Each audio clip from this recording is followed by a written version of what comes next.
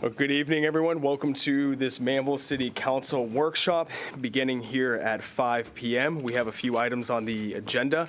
So we're going to start it off with a presentation and an update by Chief Keith Traylor on the Manvel Police Department staffing and crime report for 2025. As the chief pulls over, we'll run through this report first, then open it up to any comments or questions, and then we'll head right into the budget presentation on public safety. And then council, if we still need additional time at the end of this workshop, because we'll want to cut it off about 5:55 for the regular meeting, we'll then attach this to the back of our regular agenda and keep the workshop open. So Manager Dan, anything that you would like to say to start it? All right, Chief, the floor is yours. Good evening, Council, Mayor. I'm going to try to get through this because I was tasked with working the clicker and my computer at the same time, and I don't know if I can do both. So I'm just going to put this computer aside and try to do it the right way. So this is going to be the 2025 staffing report and our crime report. I try to get this done usually around end of February, 1st of March.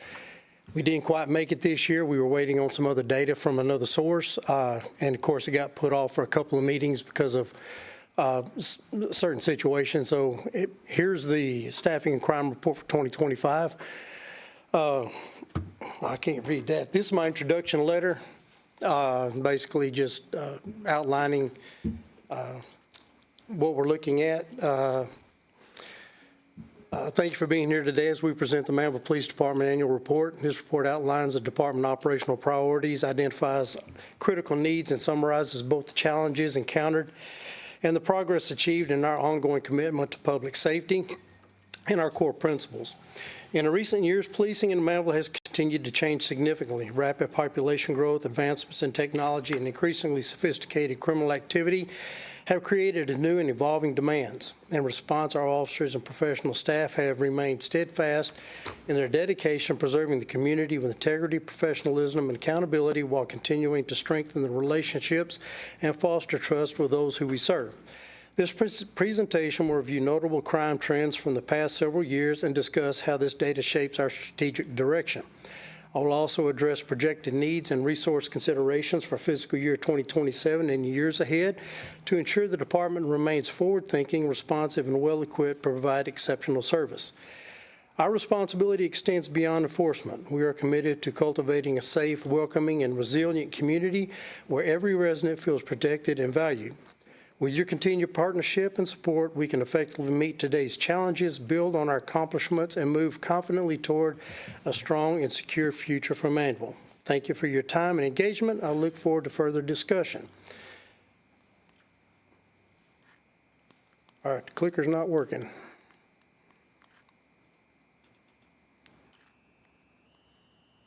Thank you, Brooke. I'm Blake. The police department is under the Department of Public Safety. It's comprised of 7 divisions: administration, criminal investigations, patrol communications, detention, animal control, and records. Each division plays a distinct and vital role in supporting the department's overall mission. It's basically the same as last year. We had the administrative division, patrol division, criminal investigation division, communications division, records division. Our new one that we added this year is our detention staff and our animal control division.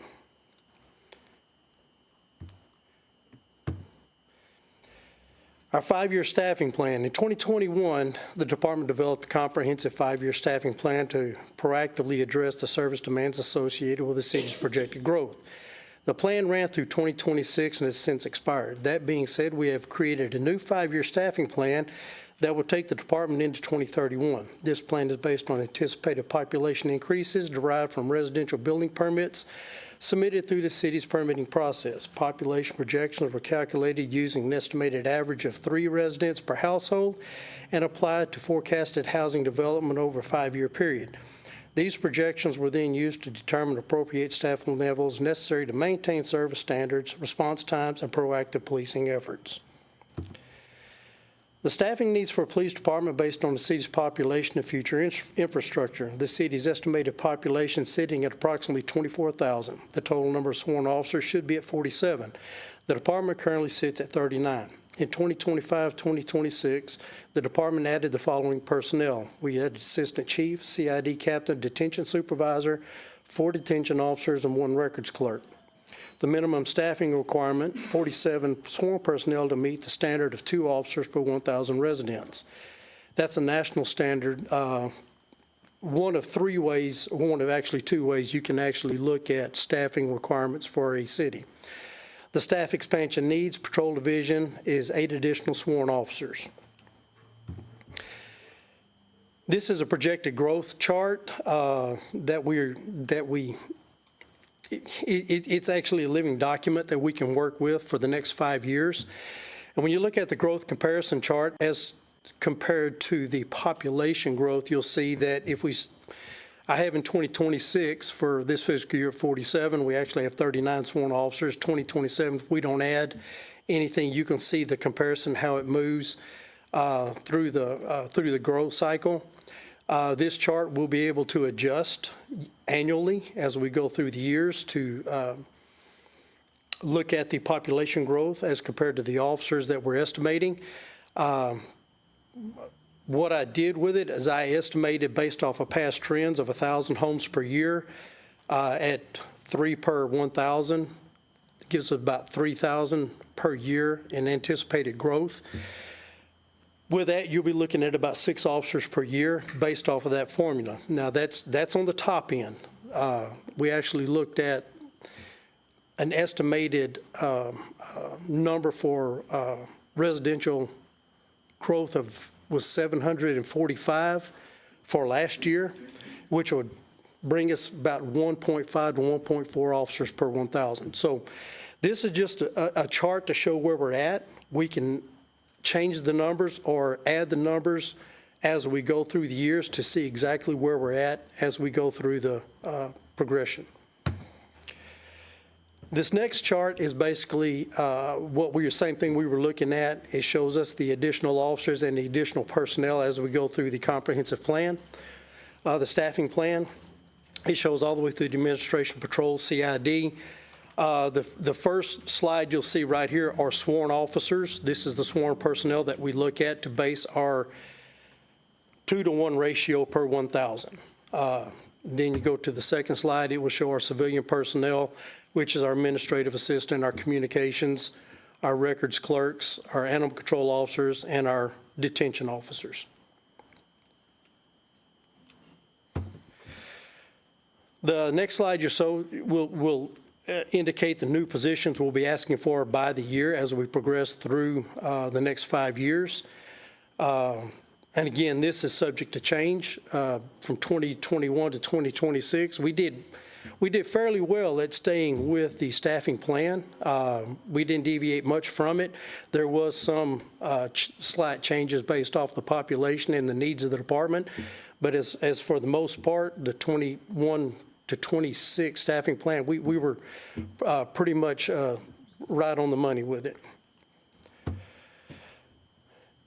The alarm calls, now we're going to get into some of the crime statistics. This is our alarm call and response. I know this was a big conversation item through the past couple of years. And we can see through this chart and the number of alarm call responses that we have responded to in 2025. The false alarms, residential alarms have actually started decreasing. The business alarms have increased slightly, and we're basing that on the fact that we're starting to get more commercial properties in. So that increased a little bit. Our false alarm, human error alarms have all decreased. So we're showing a downward trend on our alarm response. Motor vehicle crashes is always a major concern. Our minor collisions are steadily increasing. They plateaued in 2025, but we're anticipating it to kind of level out in 2026. I have the estimated numbers on my budget presentation where we'll be with that. The injuries, our collision injuries actually decreased a little bit. Our collisions, our hit and runs have decreased. Collisions with pedestrians, unfortunately, have increased over the past 3 or 4 years. Our response times, this was something that we always look at to make sure that we are responding to priority P calls. Priority P calls, just for clarification, is the calls that we track for our response times. That's the emergency response. That's lights and sirens. We basically, emergency situation. And as you can see, our emergency response time, if you looked at the response times in the 1, 2, 3, 4th column, shows we are at 6.5 minutes to a average response time for a priority P call from 2022 to 2025. It's fairly in the, actually decreased except for 2024 where it increased from that. But it shows actually the number of priority P calls has actually significantly decreased from 2022 to 2025. Our crime statistics, these are the crimes that are reported through our NIBRs, the crimes against persons, robbery, arson, extortion, blackmail, burglary, larceny. The crimes against persons have shown an increase this year over the past years. The robbery and arson, those are staying relatively low. These are crimes that are very significant if they didn't increase, but these are staying fairly slow.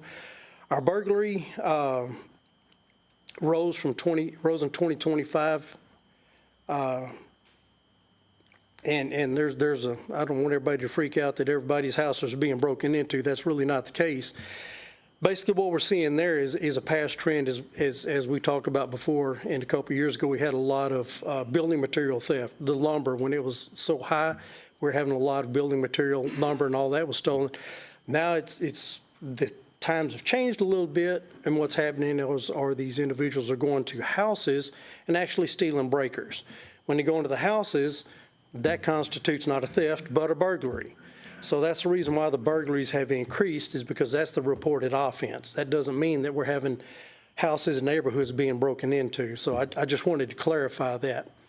In 2025, it was pretty significant. We have seen a slight reduction in that type of offense this year. I can tell you that in 2025, we had several special operations out there, and we've actually located and arrested several of these individuals that were stealing these breakers, and we have found that it's a ring that is out of Houston that is coming down and doing this. We're not the only community that's getting this type of criminal activity. Iowa Colony, anywhere where they have major building construction, they're having the same issues and the same problems with them. So I just wanted to clarify that. Motor vehicle thefts seem to be dropping. Financial fraud crimes, those again are very low. We had 5 incidents 2022, 7 in 2025. Fraud, embezzlement, stolen property offenses, those are all staying fairly the same.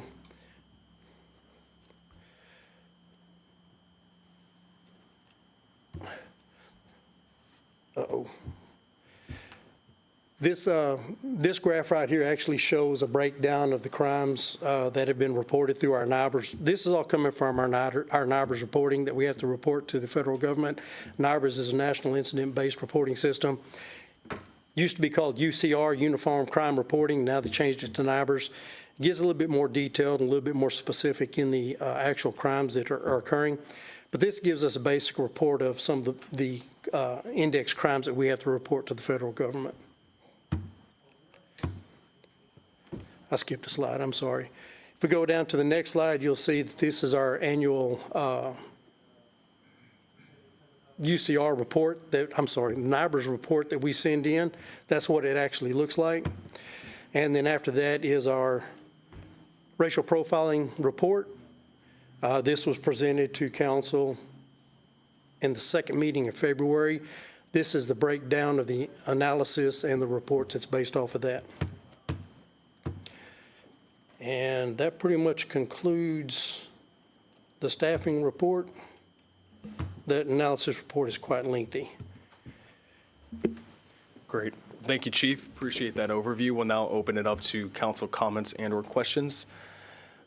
Councilman Bonner? Yes, Chief, thank you for the report. I have a couple of questions. When we're looking at the P1 calls, Yes. What do you attribute the number of P1 calls going down this year to? Is it better dispatch, better, any of those type categories that we can attribute to that? That's a good question. It's going to vary from year to year. One thing I can say is in 2024 and 2025, 2024, we had the construction going on out on the highway. We had a lot of major accidents out there. That's a priority P response.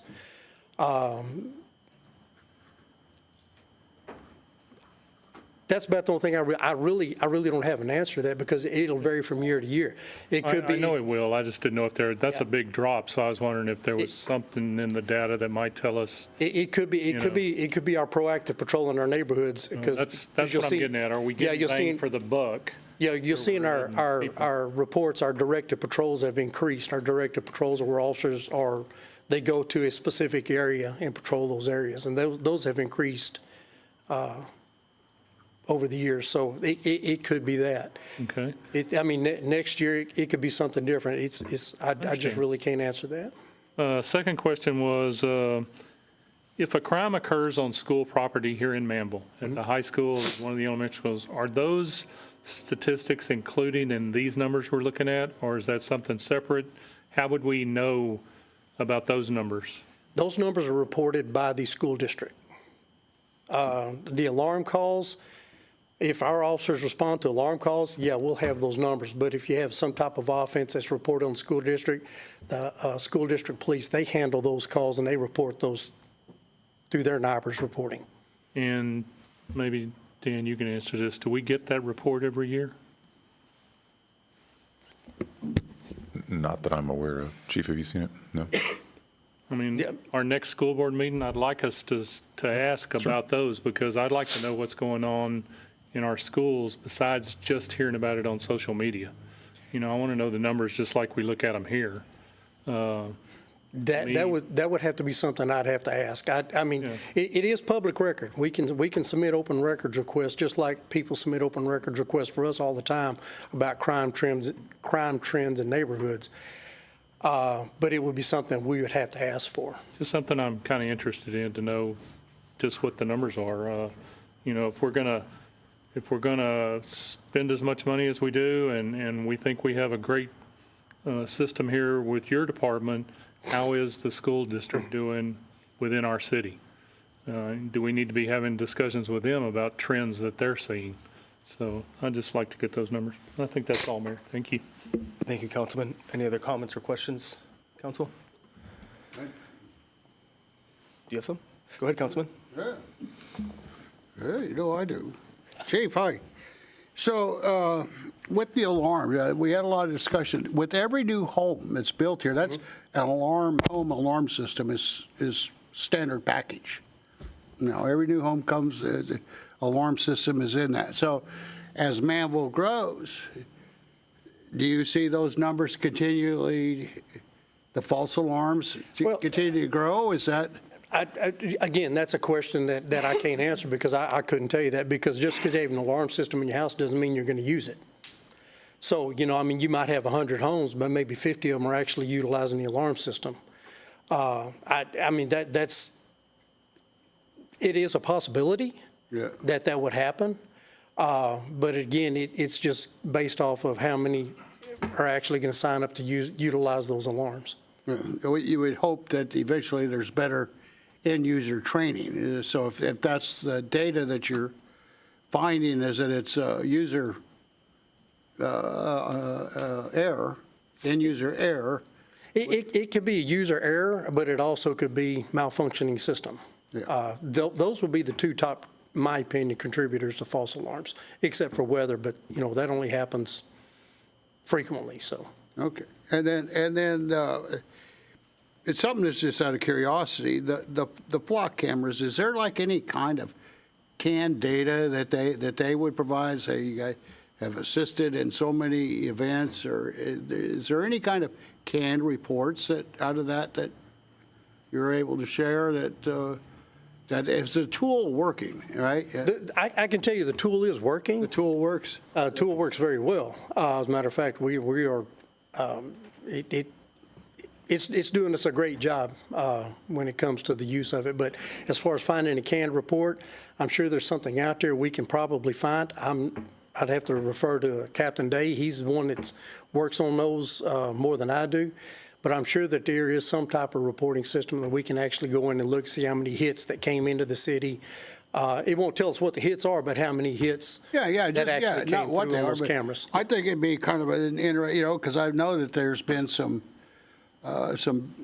major events to where that camera system has helped identify the subject, right? So it's a valuable tool. It's for force multiplier, right? That guy never takes a coffee break, always working. So it's a good thing. I was just kind of curious if they had that. And then the last question is more of the ETJ and the service that our police provide for the ETJ. Is it just the state highway that we might be out there doing work, or we don't provide services in the ETJ so in the case of unless we're called to assist. So like in the case of the automobile accident on the freeway, right? That was right there on the county, right there. So is that not a state police event? Or? No, the city is still responsible for handling accidents within the city, whether it's on state highway or a public roadway. Okay. So in that scenario, right, and this is what I was asking Manager Dan, in very bad situation, a lot of time was probably spent there, a lot of work has to be done. And because I drove past it and the freeway was stacked up for miles.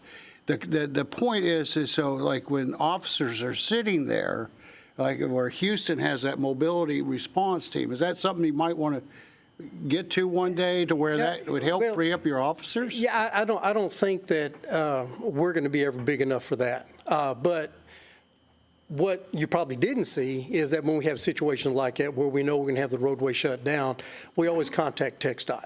Anytime we close a lane on a state highway, we contact TxDOT. If it's for a major crash investigation such as what we had, they'll send out a response team. Oh, yes. And they have a response team that comes out that is trained in closing lanes, closing the roadways. Oh, okay. They'll come out with the bumper trucks, what do they call them, and their cones.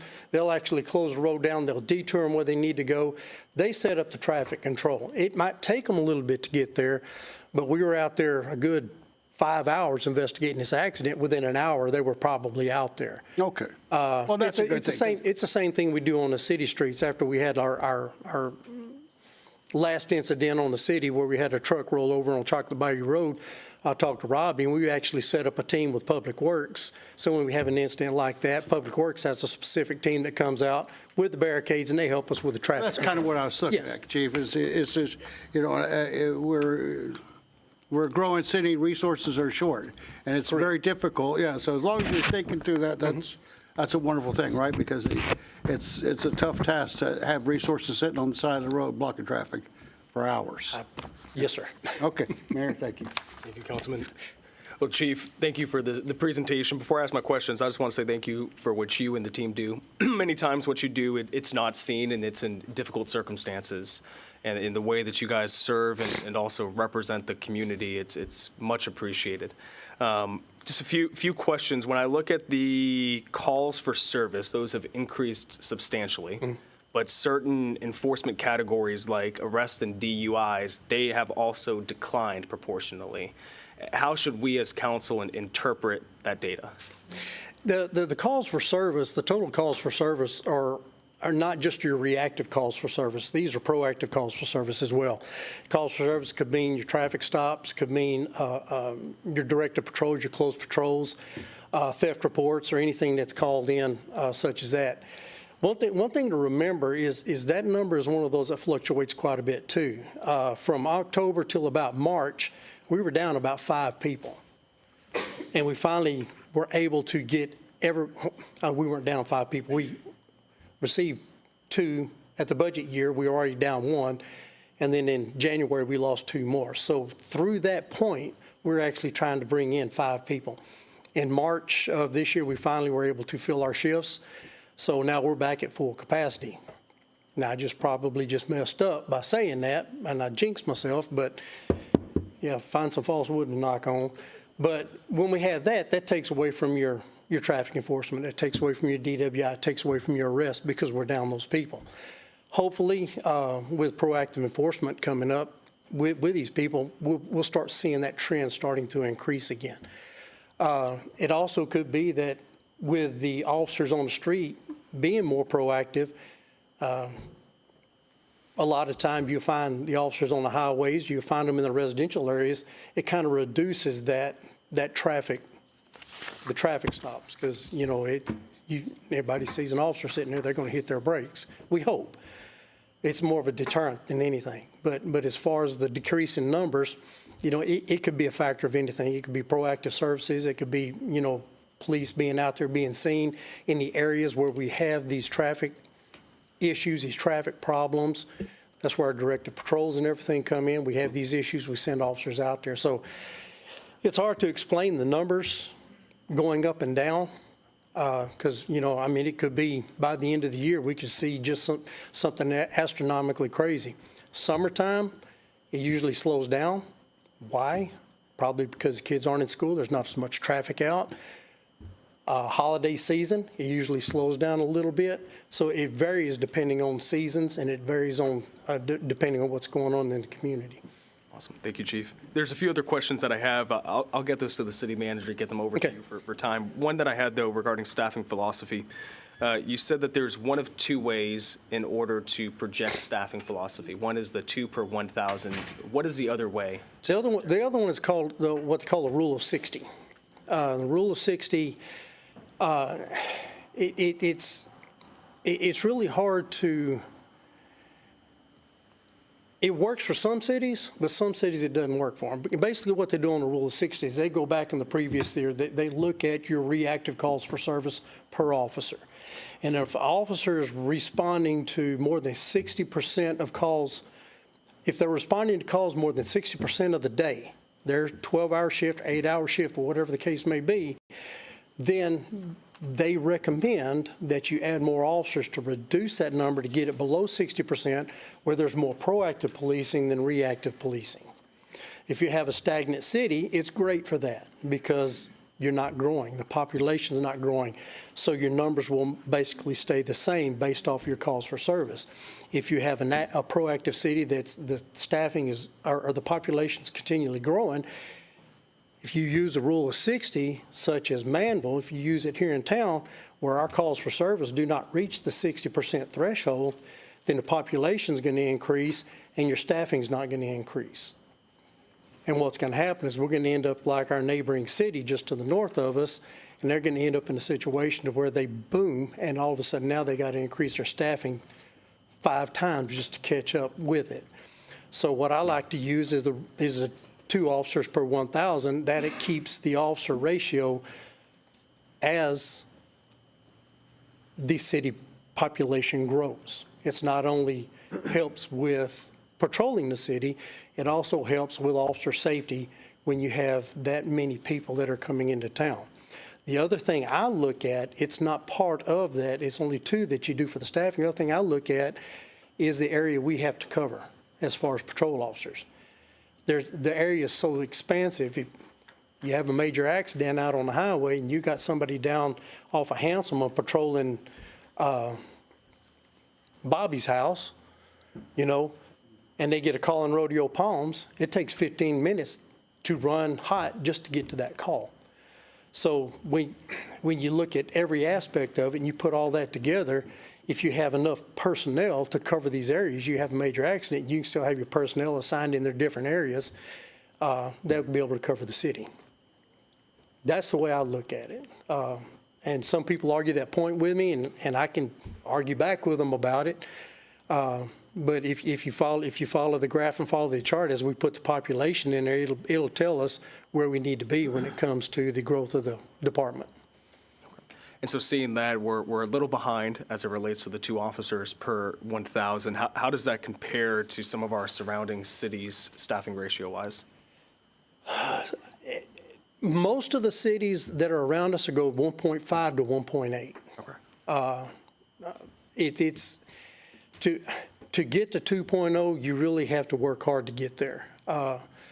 It's, most of it's 1.5 to 1.8 officers per 1,000, but like when I did my,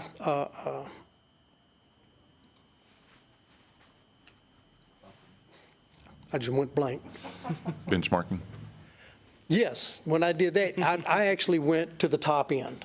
You know, if we're going to increase it by 3,000 per year, we need to have 6 officers to maintain that 2 per 1,000. Okay, and I just want to keep in mind that is not written in the stone tablet. You know, that's subject to change as we move forward. I mean, it's like me and the city manager talked about, we might fall into hard times in the next couple of years to where we're not going to be able to meet that.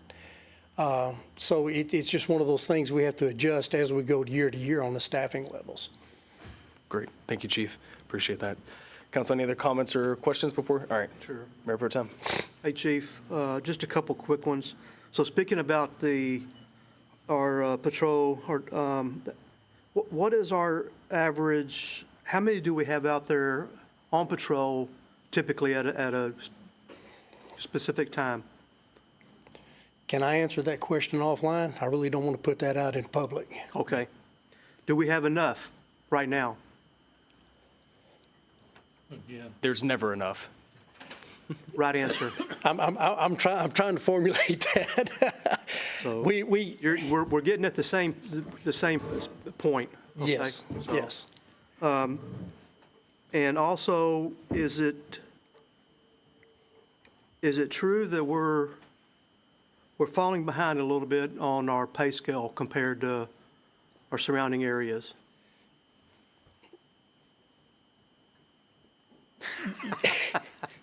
I can answer that in my next presentation. Okay. I'm going to do my best I can to take care of you, Chief. Okay, I understand. Okay. Thank you, sir. I hope I can get those questions answered for you. All right. Appreciate it. All right. Councilman Albert. Chief, thank you for the report.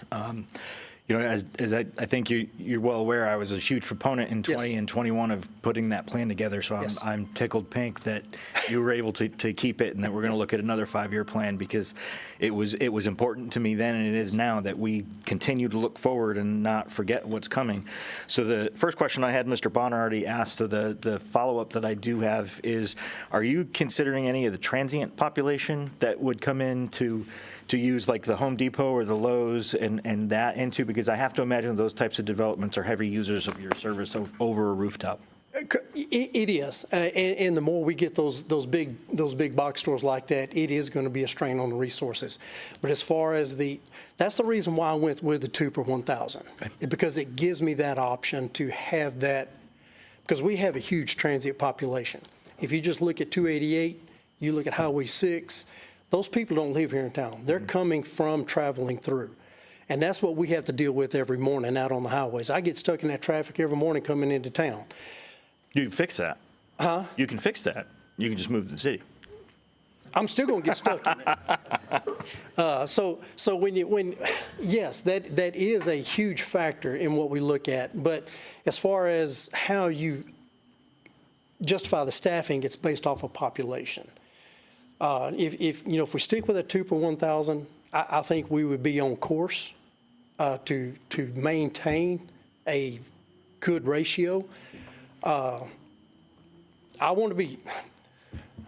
Someone said to me the other day, and I'm probably going to step on somebody's toes, but this is the time to say it. Somebody said, well, the average is 1.6 to 1.8. I'm not average.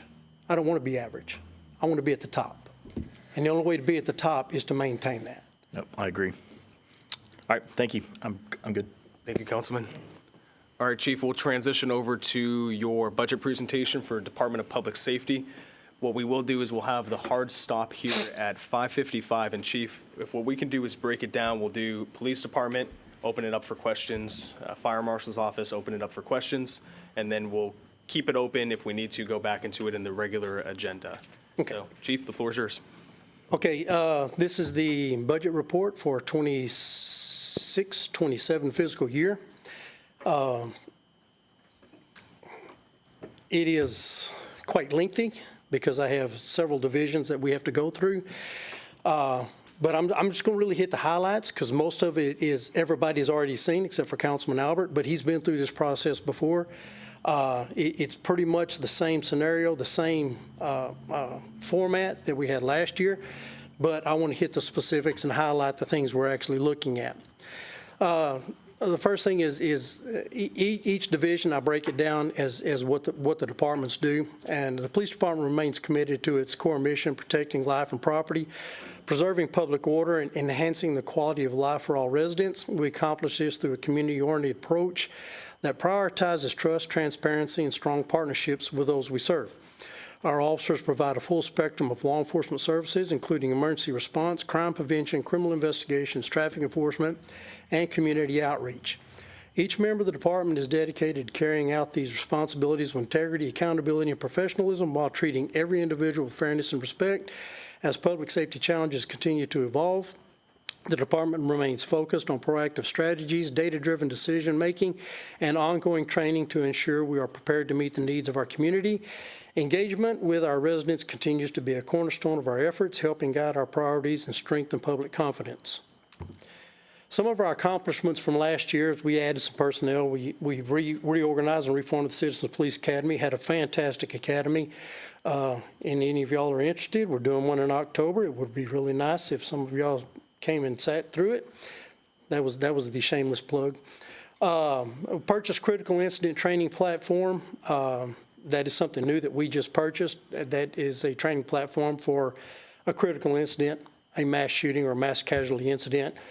We partnered with Dakota for a drug take-back program. We fill open patrol vacancies, purchase necessary equipment to enhance work performance, continue community outreach, create a wellness program for all employees. Our goals for this coming year is we're going to been challenged with enhancing the technology and equipment, promoting accountability and professional standards, leverage data-driven policing, focus training on critical incidents, command and control, reduce traffic accidents, utilizing data to confront the change in driving habits.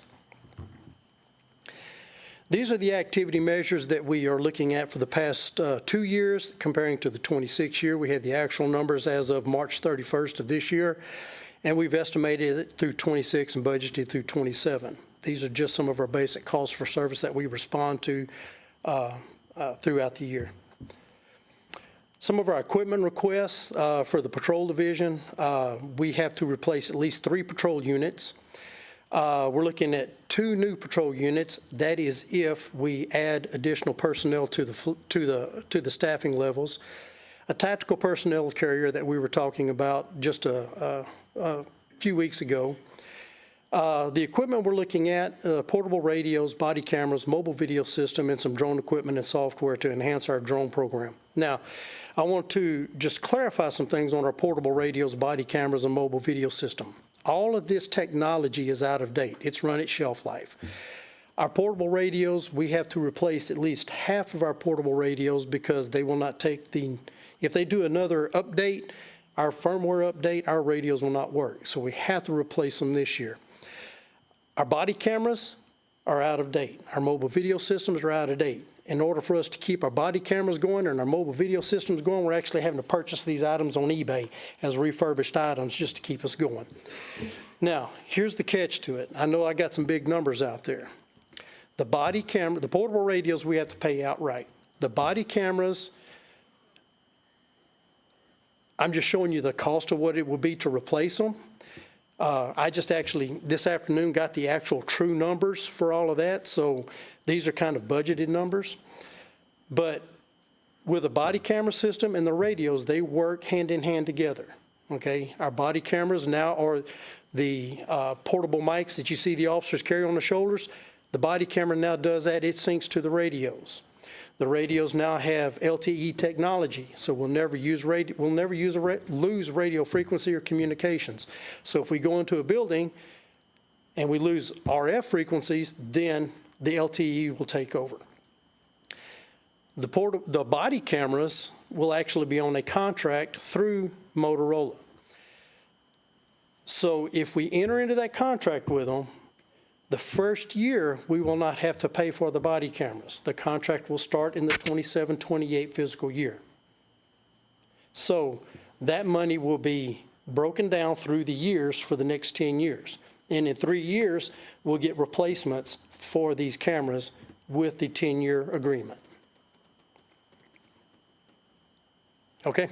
The drone equipment and software is just something that we need to do to enhance our drone equipment. Some of that software and data is out of date. We use that quite a bit for search and rescue and actually accident reconstruction now. So that's something we have to look at there. The equipment request for our criminal investigation division. The forensic equipment is our standard forensic equipment. The computer software is a Celebrite Forensics. This is technology that allows us to analyze electronic equipment such as cell phones, computers, PDAs, and such as that. Right now, we are in an agreement with Lake Jackson. We have to drive down to Lake Jackson, and they will do our what we call cell phone dumps whenever we need those. If we really need to get really critical with it, then we have to go with the Sheriff's Department. This will allow us to be able to do it in-house, and we won't have to go out and wait on them to get ours done because they're doing somebody else's. Vehicles, we're going to have to replace 2 of our CID vehicles. We have 2 Explorers that are 26 and 2017 models, and they are pretty much on their last legs. Of course, the forensic equipment, that's my fault. I thought I took that out. That's a double dip on there, so subtract 11,000 from that. The Motorola interview recording system is the interview system, the interview rooms. The system we have that we were told that would work for us when we built the building does not work the way we need it to work. So Motorola has a system out there. It's basically the same. You pay for the system. It's a annual license. It's $18,000 for the system and an annual cost of $1,800. This goes into our interview rooms back in CID. The equipment request for our special response team, this is just equipment they need to utilize if we have a major incident. There is some training that's in there, like the TTPOA conference, but most of these are for communications gear, CS rounds, non-lethal rounds and such as that they would use in the event we have to make an entry into a residence or anywhere to apprehend somebody. Community relations equipment. We got to take care of Rochelle. She's doing us a wonderful job.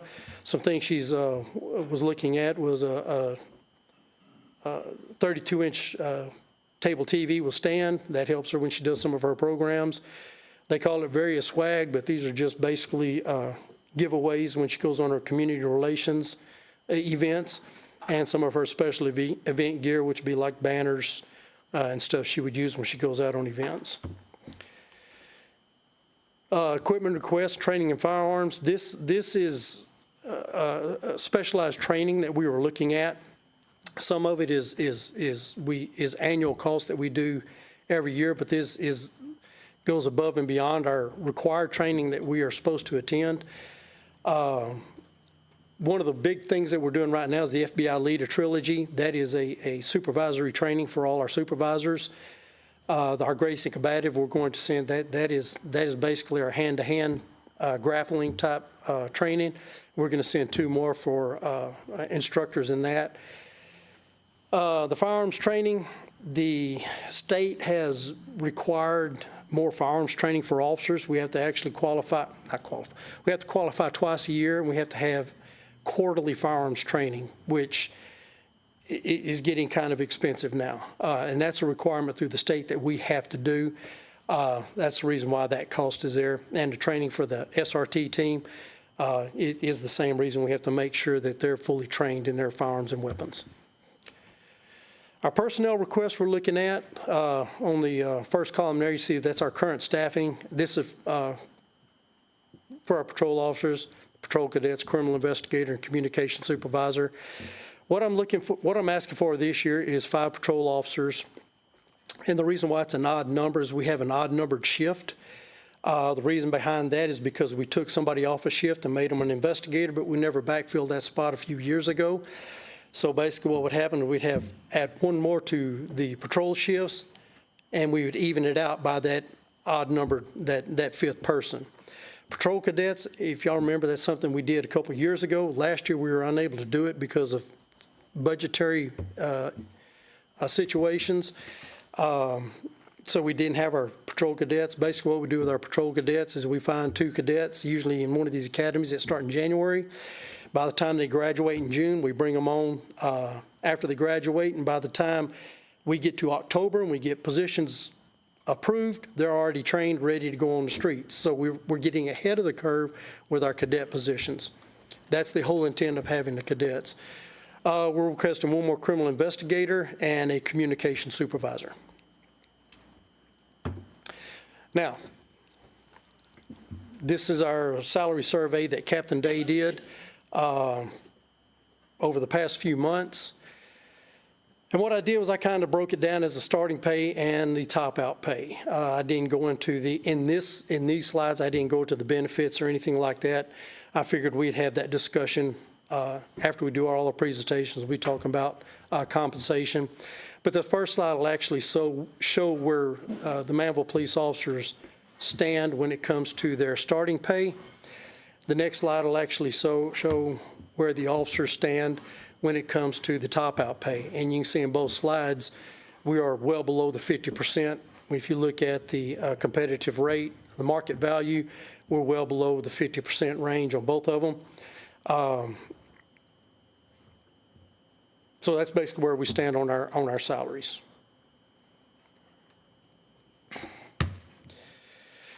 On a summary, basically the summary of what we're looking at, and I know this is some big numbers, CID patrol, special response, community relations, training, farms, personnel. This is a summary of what we're asking for. Now keep in mind on some of this expense, it's not going to be that exact number. It's going to be lower if we go with the Motorola. If we don't go with Motorola, then we'll have to come back and because there's other option out there. I'd have to compare the two to see which way. Me personally, I think what we're looking at with Motorola is the way to go because it combines the radios, and we don't have to worry about the radios. It's the same thing with radios. Ever so often, we get an upgrade on the radios. So we'll never have to worry about the technology expiring. The future programs we're looking at, my hand's going to sleep, is our drone first responder program. We actually previewed a drone first responder. Some of the drones we're looking at can actually lift off from the police station and fly to certain locations. One of them we're looking at has a 6-mile flight range. It can actually fly up to 23 and a half hours a day. It'll come back, dock, reload a battery, and then go automatically, go back out to where you need it. That's going to be very helpful to us when we have some calls for service, like we'll still send officers to them, but when you have traffic-related issues, traffic collision, traffic hazards, it can even fly and respond to alarm calls to where we can send it out there and be the first eyes on the scene. It can get from here to Rodeo Palms. It flies, the Guardian, the one we're looking at, flies at 65 miles an hour. It can be in Rodeo Palms in a matter of seconds, and we can get eyes on the scene immediately. A real-time crime data center is something I want to look at in the future. That's where we have officers stationed in a real-time crime center that can monitor specific cameras and the drones, will be drone pilots and actually launch the drones and fly drones. One of the things that we might have to look at in the future is a new Department of Records Management and CAD system. As y'all know, we piggyback off the Pearland system right now. They're exploring possibilities of going to a new system. They are possibly looking at going to the Motorola Premier One system. If they do that, we'd have to look at the cost of that to piggyback off of them, or we'd have to look at going at our own standalone system with the current system we have. And that's going to be a significant expense, depending on which way we go. And of course, the tactical personnel carrier we were talking about the other day. And that concludes the police department. Thank you, Chief. So I'll ask one question, and then we'll take a break. And I know you have your other departments here just to set expectations. When we go into the regular agenda, there'll be a few items that we run through first, and then I'm looking at right before agenda item number 6. We'll go back into your presentation, run through the other departments' questions, and then we'll continue on just so they're aware.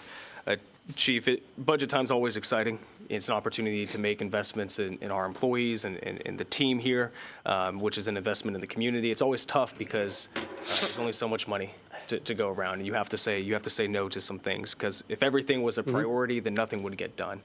As you look at your budget specifically just for the police department here, and I'm going to ask this for each department, what would you say is your top priority? Is it salaries? Is it staffing? Is it equipment?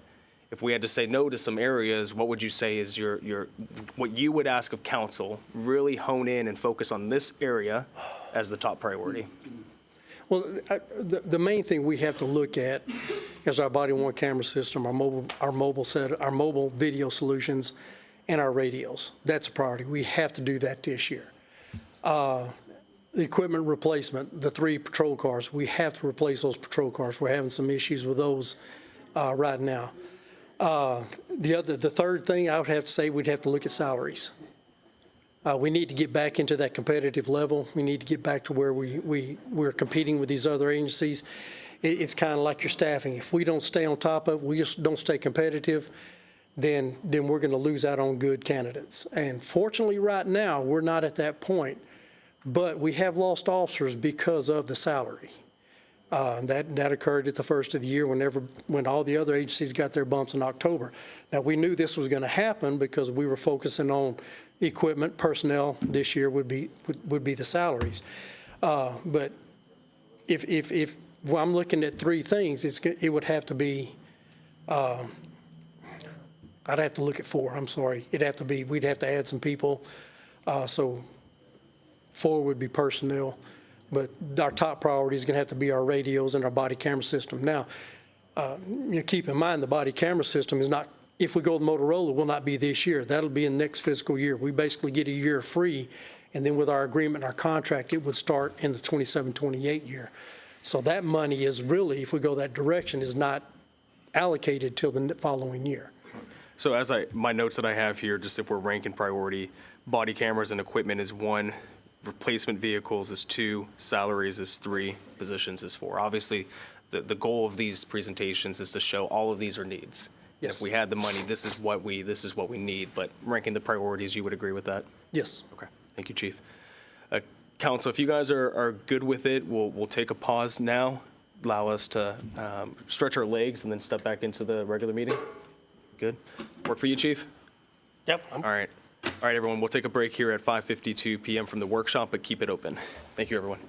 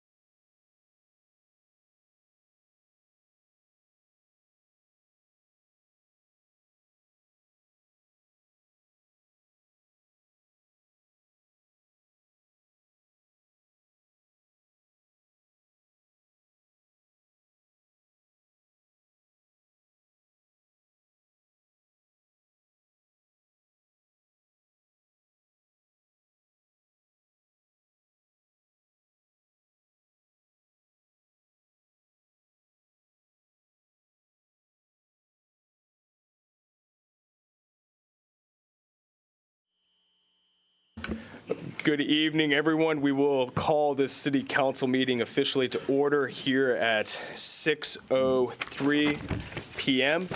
We have 6 of 7 members present. Councilwoman Roby Robinson is not able to be here. Her grandmother passed away recently, so please keep her in your prayers. Councilman Albert passed along her regards, saying she's heard great things and she's looking forward to working with you. We're going to start with our invocation, and we have now former Councilwoman Crystal Sarmiento that's going to lead us in the invocation tonight. So, Thank you. Crystal. All right, if we could please bow our heads. Father God, thank you so much for this day, Lord. We just come before your presence, and we just ask you, before we ask you, we just give you glory and we give you thanks, because without you, we are nothing. Father God, I just pray that the Holy Spirit would do something supernatural and just bring his presence to this dais, to this city. And I pray, Father God, that as of the last 3 years, we have put you first, and we have seen the glory that you have done. When people had no idea where Manvel was, you put it on the map, Lord. And we just pray that you would give us hearts to continue to seek you, to please you, and to honor you. Lord, I pray for every family represented under the zip codes of Manvel, Texas, that you would give them supernatural protection, provision, grace, and love and unity. In Jesus' mighty holy name, amen. Amen. Thank you, Crystal. Next, we have our inspirational reading from Councilmember Opliger. Councilman? Well, hello, everybody. So tonight is not so much as a reading, but a thought, and it's kind of touches on baseball and process. So not long ago, I saw something where way back in 2010, the pitcher Armando Galarraga was throwing a perfect game. He was 2 outs or 1 out away from achieving a perfect game, which meant 27 batters up, 27 batters down, and the umpire got it wrong on the last call. The last play of the day, he got it wrong. And for whatever reason in baseball, you couldn't change it. But the irony in this is that baseball had 2 years prior to that had said, oh, we're going to look at home runs and foul balls on review. But they didn't look at the rest of the picture. And the reason I bring this up, we're getting ready to look at our charter, our charter, and we're going to ask people to take a look at it and provide feedback. This is the most important time. We own this document. We, the people, us, it's ours. Let's not be like Major League Baseball and so close, but yet so far away within a process, right? So this is where everybody, I've read that thing 100 times. I may not see the same thing as everybody else. When the opportunity comes up, share your feedback, share your thoughts. That's what's going to make Manvel better. So that's it for today. Thank you, Councilman. If you can, please stand and join me in saying the pledges. First, to the U.S. flag.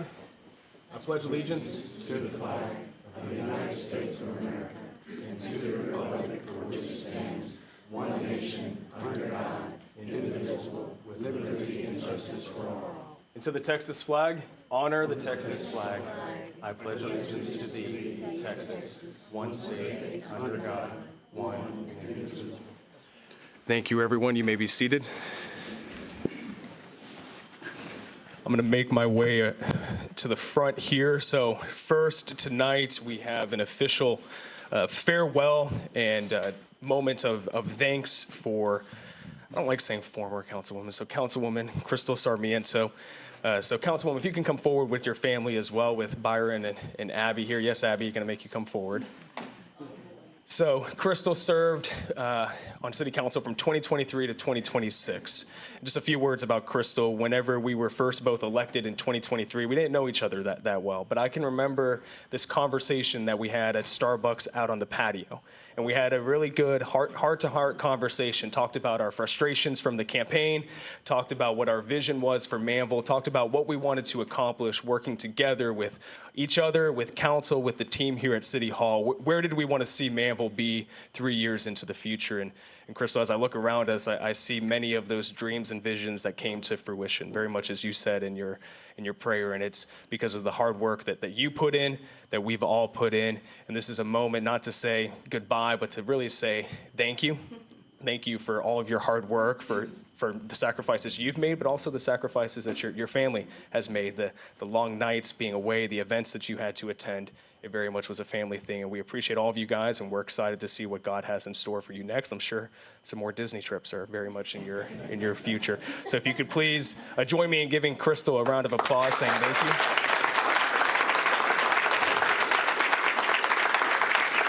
And Crystal, we have 2 gifts for you here. So we have a ring commemorating your time here on City Council. And then we also have, and this is Tammy, Alyssa, this is the team that put all of this together, the creative lab there. We have a picture of your 3 years on City Council with your council photos. We have Councilman Jerome Hudson here, and you can see him in some of those photos there too. So we have this for you to be able to hang in your office there. This is going to look so good in my office. So we'd love to have you say a few words as well. Just a few? Just kidding. I had ChatGPT write me a speech earlier. Honestly, I did. Uh-oh, it fell. Thank you. But really, I feel like I operate better when I speak from my heart. And, I don't want to bore you guys with all the things that, people say and farewells and all the things. There's just 3 things that I want to credit tonight. And that is, first of all, when we had that conversation, we were talking about what the vision looked like for Manvel. And y'all forgive me, it's allergy season. So every May, if you go back and watch YouTube, I always lose my voice around this period. But one of the things that him and I united on was bringing prayer back into the dais, and that Manvel would be known for lifting the name of Jesus on high. And that is the one thing that unifies rather than divide. While people are divided by tax rates and blue and red, if we look within our hearts and we choose to lead by serving Jesus first, then we see fruit. And I am a firm believer that because we united and our fellow council members have that same sentiment, we're able to see that fruit. The second thing that I want to say is that nothing of significance can be done with one person. Not him, not me, not any person, not Gloria Stan Johnson back there, right? Donald Trump, whoever your favorite person is that is a leader, they cannot do anything alone. And because of that, I can stand here and say that a lot of the things that I campaigned on, Manvel, let's move Manvel forward, we have been able to do that. And that is because of the culture. I said that day one. We had a long conversation, Dan Johnson and I said, I want our citizens to feel loved. I want them when they walk in. I even told you, let's put something like, we love our residents or something. But that was truly my heart, is the people that we serve, that Manvel would be known for service and leadership and for loving Christ, and that the transparency that you brought, way bolder than I am, because he puts it all out there. But really and truly, nothing can be done without the voters and without this amazing team up here at the dais. And it's about leadership and us really living those principles. So I just want to thank the team. I want to thank you for being honest and from day one saying we're going to bring prayer back. That to me is what the sign of a leader is. And so I ask everyone that is here today, continue to pray for the city, pray for our state, pray for our nation, pray for your leaders, whether you like them or hate them, pray for them. Pray for them more if you don't like them. I mean, I do that. But ultimately, and I want to thank my husband, because when I told him I'm going to run for city council, he was like, no, why? Let's leave Manvel. It's not growing. We have to go into Pearland for everything. And I said, that's why I'm going to run. And here we are. And we have kept our promise, right? Keep the new development over there and rural over here. And so with that, I'm going to end it here. But I'm just going to say thank you, Manvel, for being who Manvel is, and thank you to our leaders and to Dan Davis for bringing Jesus Christ back, and I will never apologize for that. Thank you.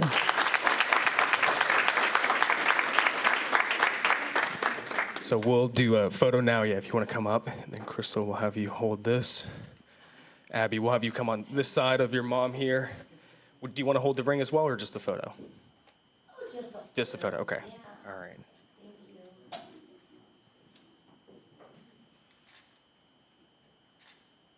Do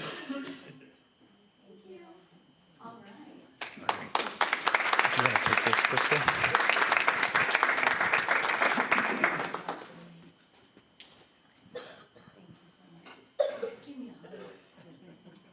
I've given him a hard time. Never, never. So next, we will do the swearing in of yours truly, and the swearing in tonight, we're actually going to have Mayor Pro Tem David Lands do my swearing in. If I can have my wife, daughter, and son come up here to the front with his brand new Bucky flip-flops. Love those. All right. So.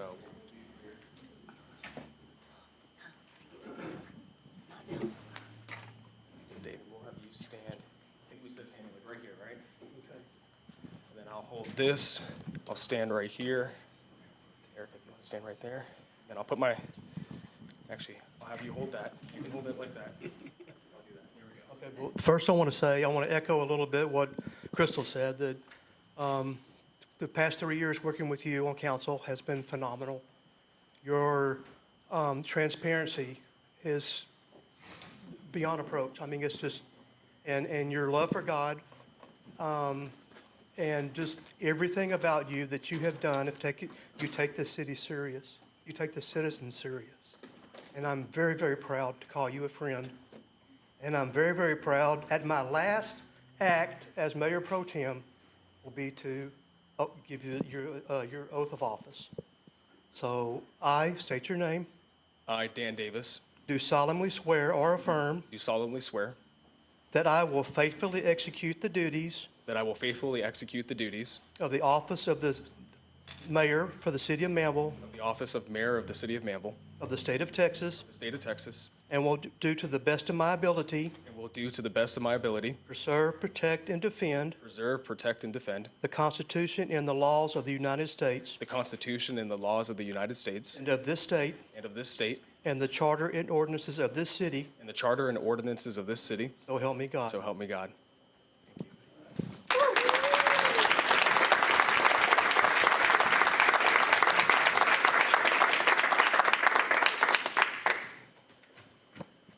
So before we take a photo, and I'm going to have my parents join me for the photo, and I've invited some local pastors as well as my mentors here just to say a prayer for my family and I and for the city. I just want to say thank you to the community, those of you here, those watching online, for putting your trust in me. I don't take that lightly. I don't take this responsibility lightly. Neither does my family, because when we decided to run for re-election, it was not just a Dan decision or an Erica decision. It was a family decision. And if my kids, if they said, no, Dad, we don't want you to run, then the answer is no for me. So this was very much all of us. As Councilwoman Crystal said, you know, it's a team effort. It's the team here at City Hall, it's council, it's all of our businesses, it's everybody in the community. We could not accomplish the things that we accomplish without working together. And I believe as a community, there's more that unites us than divides us. And it's important that as our city continues to grow, that's what we focus on. The Bible says a house divided cannot stand, and it's imperative that we do not let division in this house. And I look forward to continuing to work with all of you and moving Manvel forward. So, Mom, Dad, if you want to come up here for the photo, and then we'll have a time of prayer here.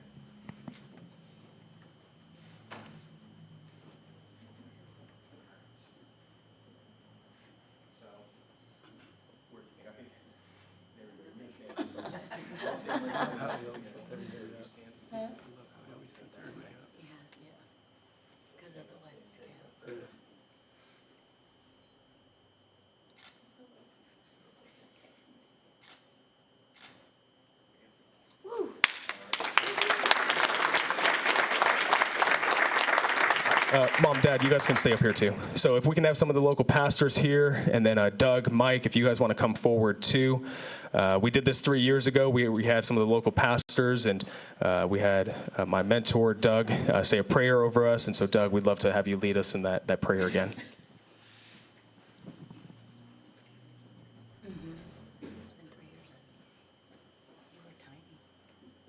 Lord, first of all, we want to thank you that your word is true. That if we seek you and your kingdom, your righteousness first, everything else that concerns us would be taken care of. Lord, I ask you for wisdom and clarity. And Lord, as we pray often, give us a clean heart and a right spirit, a sharp mind, a sound mind, a stable mind. That as we lead as servant leaders. We hear what you're saying, but we also hear the voice of the people that we are called to serve. When many want to build their own kingdoms, you call us, like you, to wash people's feet by serving the community. Lord, we've seen that epitomized here. So we ask you to continue to give strength and wisdom, direction, clarity, and, of course, your wisdom and your favor to lead this great city. And, Lord, we've already seen so many other communities and cities looking to Manvel. And even as Crystal said earlier, it's like everybody knows about Manvel now. We know that's because you've been Lord, you've been lifted up, you've been high and lifted up, and others are being drawn. And I ask you to continue to give the city council, Dan and his family, strength and wisdom to lead and to serve in greater measure. In Jesus' name, amen.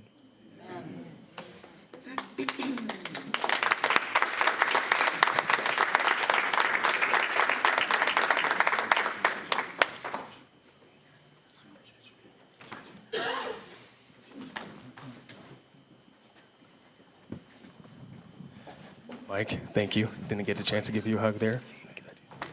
All right, next we're going to have Councilman Harry Oplager. If you want to come forward, Councilman, if you have any family or friends that you'd like to have join you. And we have our municipal judge. We have Judge Catherine Saman that's going to be swearing him in. One of the things that I've so appreciated about working with Harry over these 3 years is the perspective that he has, and you never quite know what he's going to say or what questions he's going to ask. I remember one of our first meetings, he's talking about Croy Park, and he said, yeah, back in the early 2000s when I was out there, I was out there working with the prisoners cleaning up the park. I just say, Councilman, it's a clarification. Were you helping the prisoners or were you a prisoner? Let's clarify this. And he was out there helping them. Harry served on council previously in the early 2000s, and now he's serving again. And the wisdom and perspective that he brings, it's very much valued, and I look forward to working with you for another 3 years. So, Judge, if you want to come forward here, I'll have you hold this. And then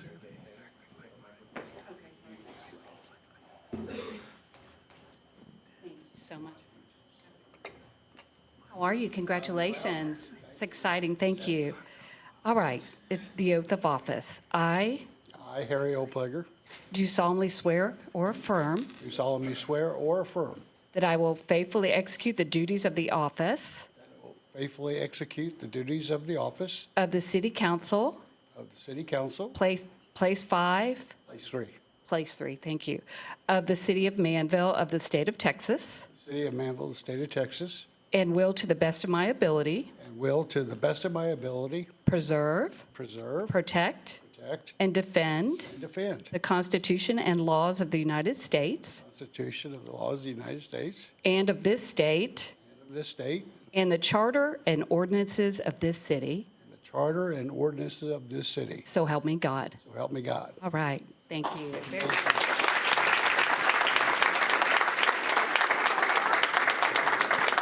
I just want to say something real, from the bottom of my heart. Thank you very much, everybody in Manvel. This is our home. I am so honored to be able to do this. It's very special, right? Because when I do it, this job, I think of the children and make our place, our community, a better place, a safer place. For when I was a kid, I was able to run and play, and as I grew, I was able to get a job. It was close to home, all the neat things, and I'm really hoping that the work that we do produces that. Again, I just, from the bottom of my heart, thank you very much.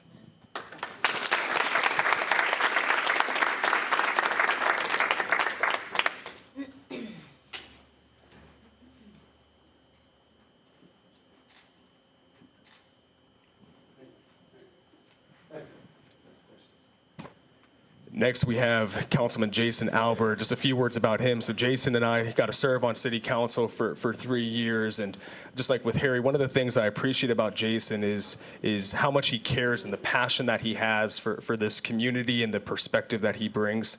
Eric and I still joke every once in a while. There was one time where we were having a very passionate conversation over the phone, and only one. And it was on speaker, and Erica was out in the living room. And she goes, "Who are you talking to?" I was like, "Oh, it's Jason. It's fine. It's fine." And I look forward to serving with you here again. So we will have Judge Saman lead you in your oath of office, and then Jason will have you hold. Great. Thank you. And I'm the five guy here. Okay, great. I I, Jason Albert, do solemnly swear or affirm do solemnly swear that I will faithfully execute the duties of the office that I will faithfully execute the duties of the office, of the City Council, Place 5, City Council, Place 5, of the City of Manvel, the City of Manvel, of the State of Texas, the State of Texas, and will, to the best of my ability, will to the best of my ability preserve, protect, and defend preserve, protect, and defend the Constitution and laws of the United States the Constitution and laws of the United States and of this state, and of this state, and the charter and ordinances of this city, and the charter and ordinances of this city, so help me God. so help me God. Thank you.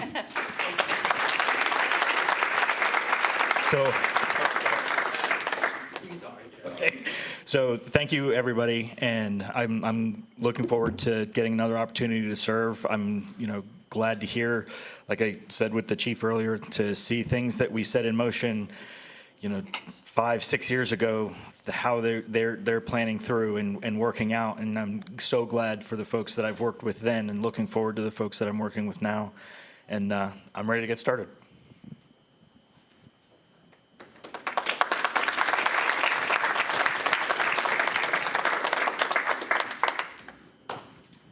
All right, everyone, we're going to take a 10-minute recess here. We'll reconvene at 6:35 for any photos that anybody wants to take. We've got cupcakes, we've got coffee, we've got drinks, coffee back there, Doug. We've got croissants and food, so please help yourself, and then we'll reconvene here at 6:35. Thank you, everyone. Thank you.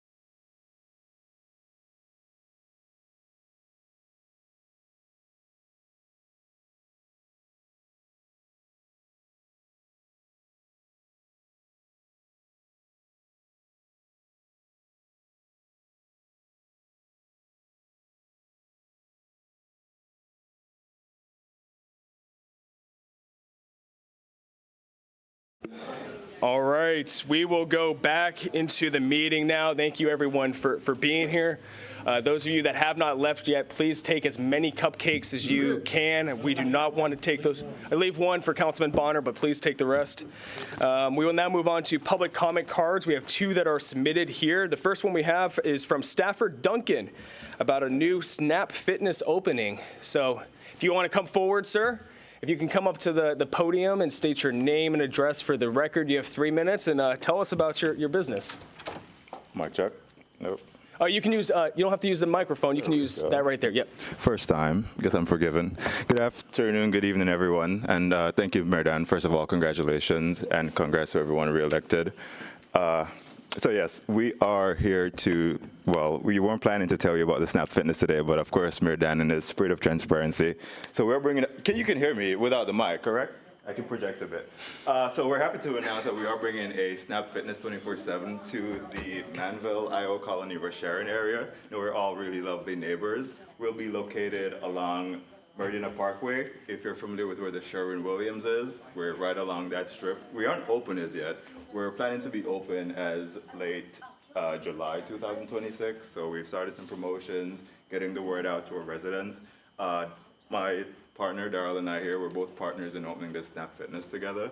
We actually live in Meridiana, so ourselves have struggled with finding somewhere to get that fitness lifestyle going. We're driving to Pearland. I know the former councilwoman's husband complained about everything is in Pearland, so we understood that, and we're trying to fix that for the community, not just for ourselves, and that's part of our aim in bringing fitness to Manvel. So we look forward to working with all of you here, learning more about all of you. There'll be more coming. This is impromptu, thanks to Mayor Dan, but you'll hear more from us officially as we look to partner in how we can help to contribute to Manvel growing healthily with a fitness lifestyle, because I see it all around our community. So thank you for the time. I'm here for questions. We are on Facebook, we're on Instagram. Please follow us to stay aware of all that's happening and all the good news to come. But we're excited to bring fitness to the area. We live here, it's now home, so we want that all to reflect for our fellow neighbors as well. So thank you.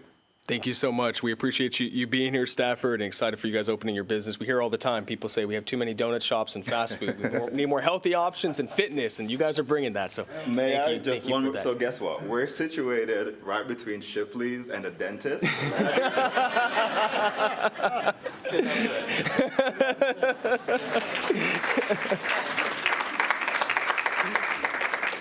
Gets a round of applause for that. I love it. I love it. Next, we have Melanie Estridge.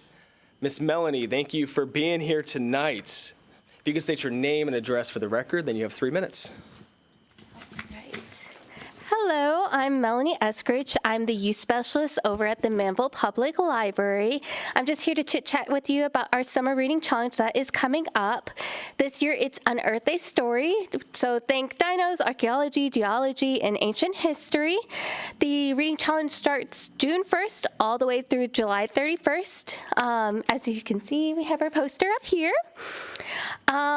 This year, our goal is to read 10 million minutes, so please log in your time through our Beanstack website or app, or come into the local branch to come pick up a reading log. This program is for kids, adults of all ages, and teens, so anyone can participate, even all y'all. This year, Brazoria County Library System Foundation is contributing to a community prize once we reach our goal, which is the Dash robots that will go towards our STEM programming. This summer, we have an amazing program lineup. We have, new to the Manvel area, we're partnering with Domino's Dough Show. We're partnering with Domino's for our Domino's Dough Show, which is going to be June 9th at 2 p.m., where they'll serve free pizza. They'll play with the pizza dough with the kids.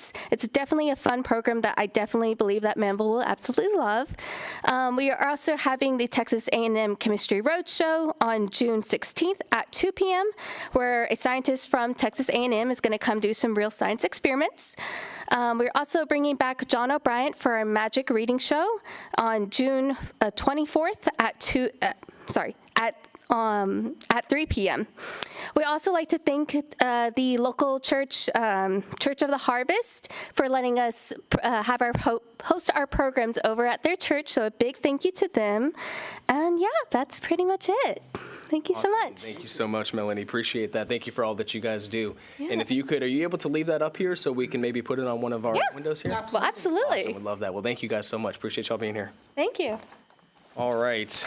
Do we have any other public comment cards submitted, Tammy? Okay. Next, we'll move on to our city manager update. Manager Dan. Thank you, Mayor. Good evening, council.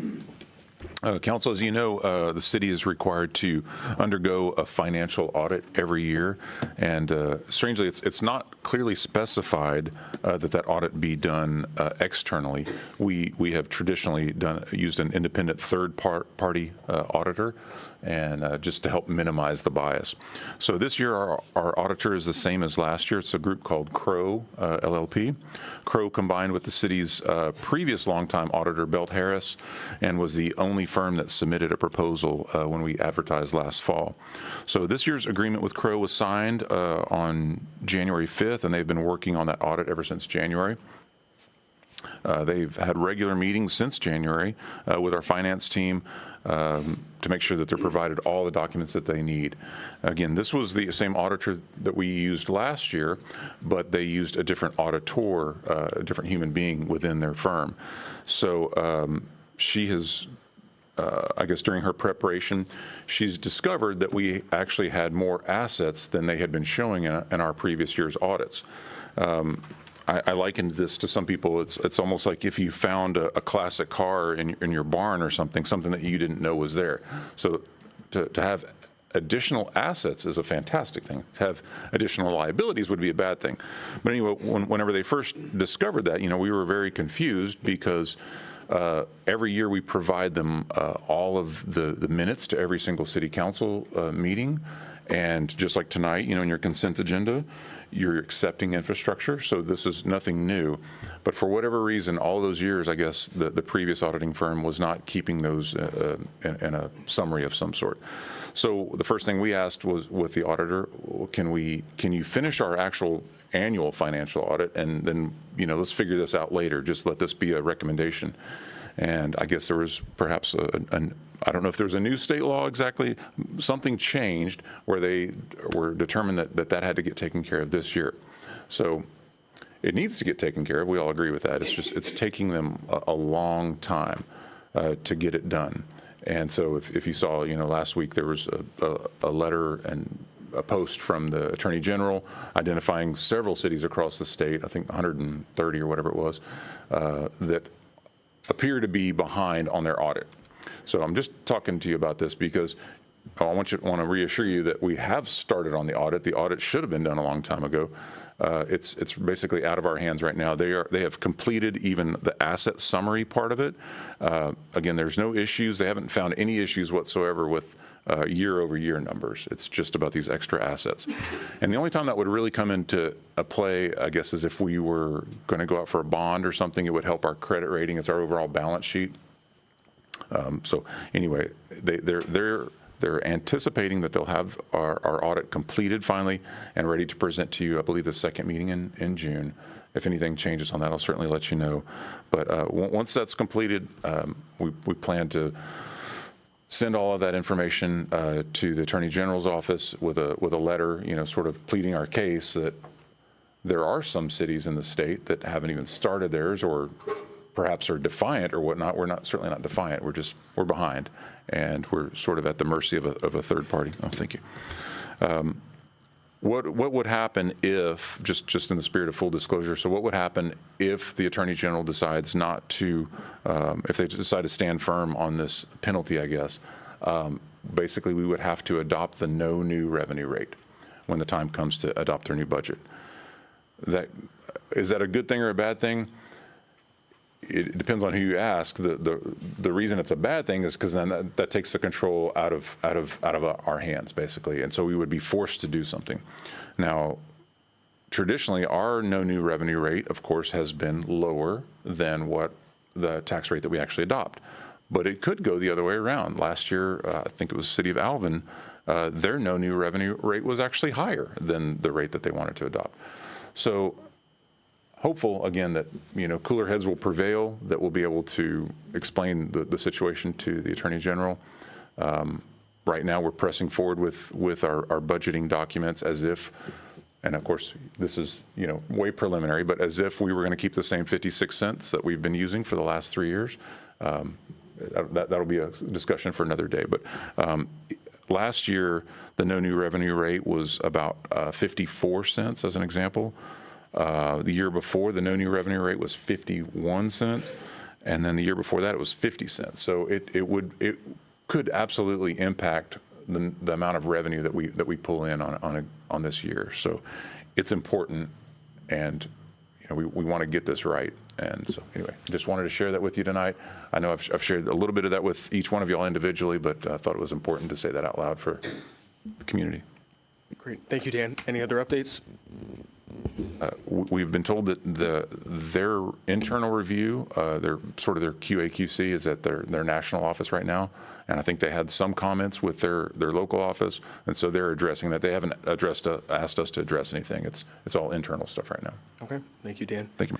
Council will be having more discussions about that in the future, and we can expect an agenda item that we can have with the auditors directly, I'm assuming, when it comes time to adopt the audit. We can ask them some very specific questions. So thank you, Dan. Thank you, Rosie. Appreciate the updates.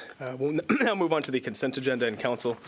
Councilman Albert asked if we could move up agenda items number 1, 2, and 5 into the consent agenda. Do you guys have any issues with doing that? That is the reappointment of our presiding judge and also our associate judges, and then also appointing Crystal Sarmiento to fill the vacancy on the CIAC. And if you guys are good with that, after we adopt the consent agenda, we'll take a moment to swear in our judges. Any issues with moving it up? Okay. All right, looks like we're good. So we will, council, I'll make a motion to amend the consent agenda to include regular agenda items number 1, 2, and 5. Do I have a second on that amending? I'll second it. We have a second from Councilman Albert. All those in favor? We're not approving the consent agenda, we're just doing the amendment. We're just doing the amendment right now. Yes, sir. So we have a motion and a second to amend the consent agenda to move into the consent agenda items number 1, 2, and 5. All those in favor? All those opposed? Motion passes unanimously 6-0. So council, now we have the consent agenda as amended. Do we have any comments and or questions regarding the consent agenda? And it looks like we do. Councilman Keith Bonner. Item number 8, can we discuss that a little bit? If we need to pull it out to discuss it, I'd like to understand a couple of things within that. Yeah, we can discuss it right now, and then if you want to pull it out to take a separate vote, we can. So, Councilman. Okay, so I understand that we're going to take money in lieu of a payment for pumps at the time they would have been needed. But is the payment that we're going to accept forward-thinking enough to plan on what they might cost when were they put in? 2 years ago now? Actually, the pumps themselves were 5 years ago. Okay, so are they due now?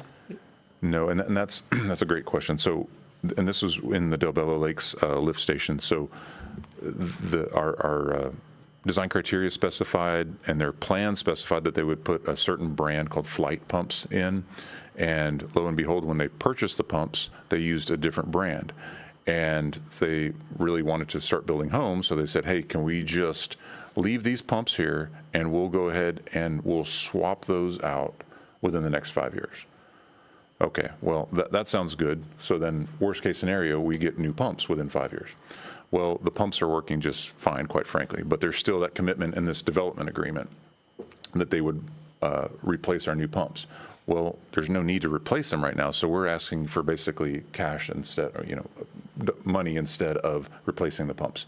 We tried to get a future value. They took it to their mud board. The mud board said, no, we'll give you what they cost right now. And we verified that number. We had Ernie double check that was the cost. So it would buy the 2 new pumps if we bought them today. Okay, so I don't have as much of a problem now that you say that these pumps are already 5 years old. Yes, sir. We're still going to get the same amount of value we would have gotten had we replaced them. Yes, sir. Whenever. Okay, that's good. Thank you, Councilman. Any other comments or questions from council? Hearing none, do I have a motion for the consent agenda as amended? I'll make a motion to approve. We have a motion to approve from Councilman Bonner, a second from Councilman Rossi Knox. All those in favor? All those opposed? Motion passes unanimously, 6-0. Okay, council, what we'll do is we'll take a moment here and we'll swear in our judges. So if I can please have the judges come forward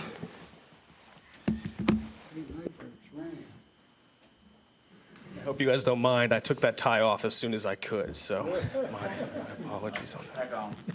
Put it back on. Oh, no, it's. The camera. All right. So we'll have you guys stand right here, have you guys face the podium. And I will have one of you hold the microphone here. Which one of you wants to hold the mic? All right, that way we can kind of get all you guys there.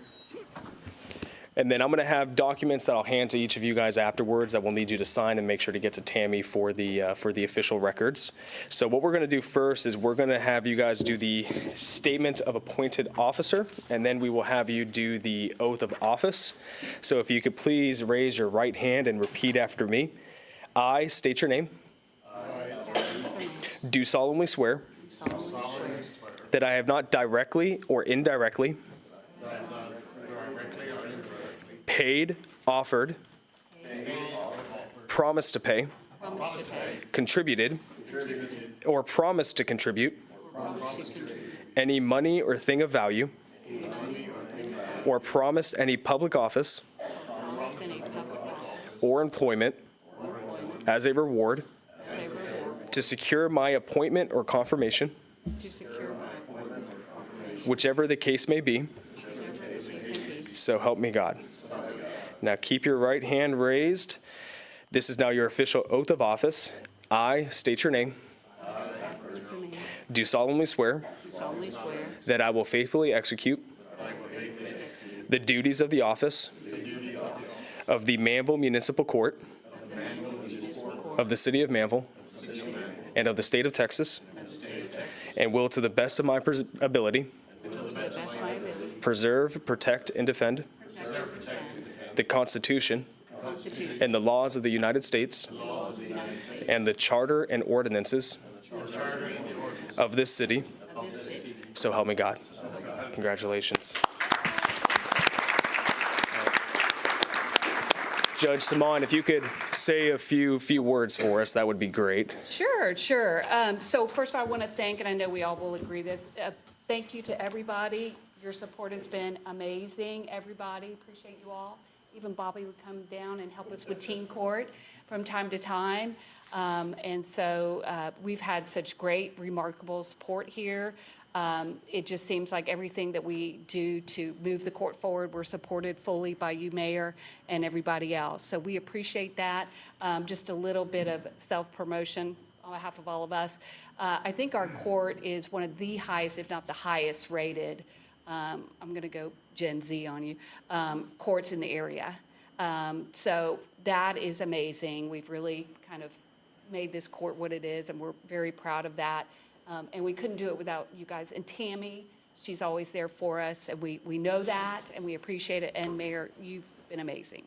So I just want to thank everybody's been great. Patton and Pat, they're great at the jail and in dockets as well. And Mr. French here as well has been an amazing support and a great, they're great judges, every one of them, and I'm so proud to be with them. So thank you. Congratulations.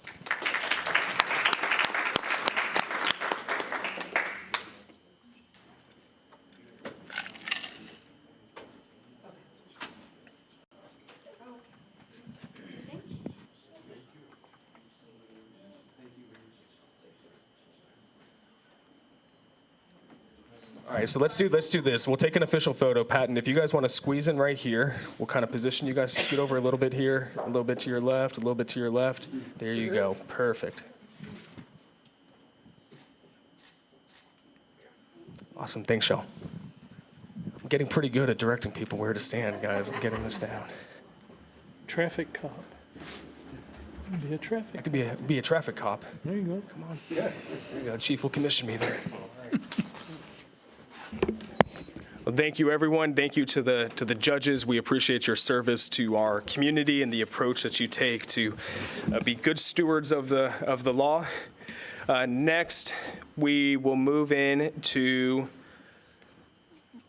what we'll do here is We'll move into agenda item number 3. Tammy, if you're ready for this. This is going to be an update by Waste Connections on the CPI rate adjustment, which is authorized underneath the franchise agreement. So Tammy, can you introduce this item here to us?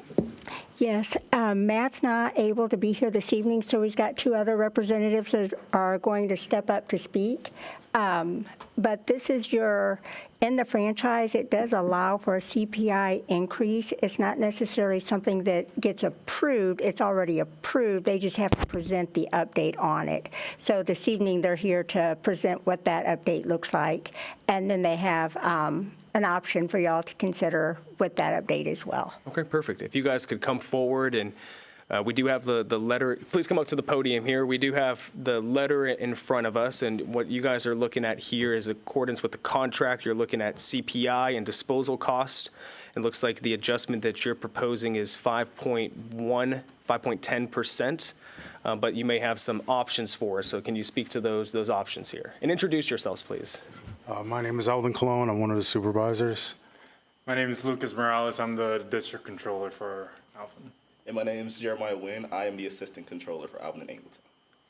Yeah, no, so first off, we want to express our gratitude to city manager, council members, and also the residents as well. It's great serving City of Manvel. We do realize that we have a partnership with you guys, and we do appreciate every single thing that you guys do. Yeah, so as you guys stated, CPI adjustment is coming down the pipeline around July billing cycle. It is slated for 5.1%, according to both CPIU guidelines and also the disposal cost increase. That's just fluctuating costs year over year. So that would be as it stands. We are proposing to cut the rate adjustment in half, and allowing us, in turn, allowing us to establish what we call an overage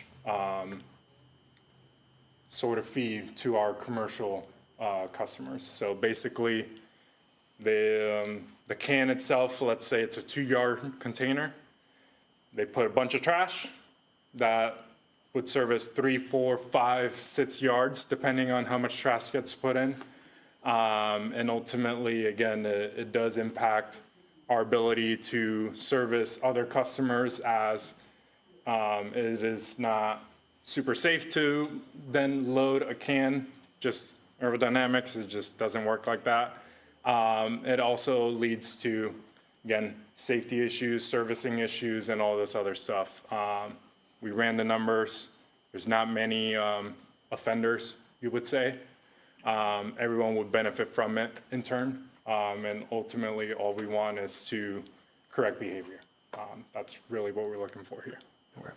So Dan, Tammy, I see that this is just an update tonight. Based on that, it's geared towards commercial users specifically.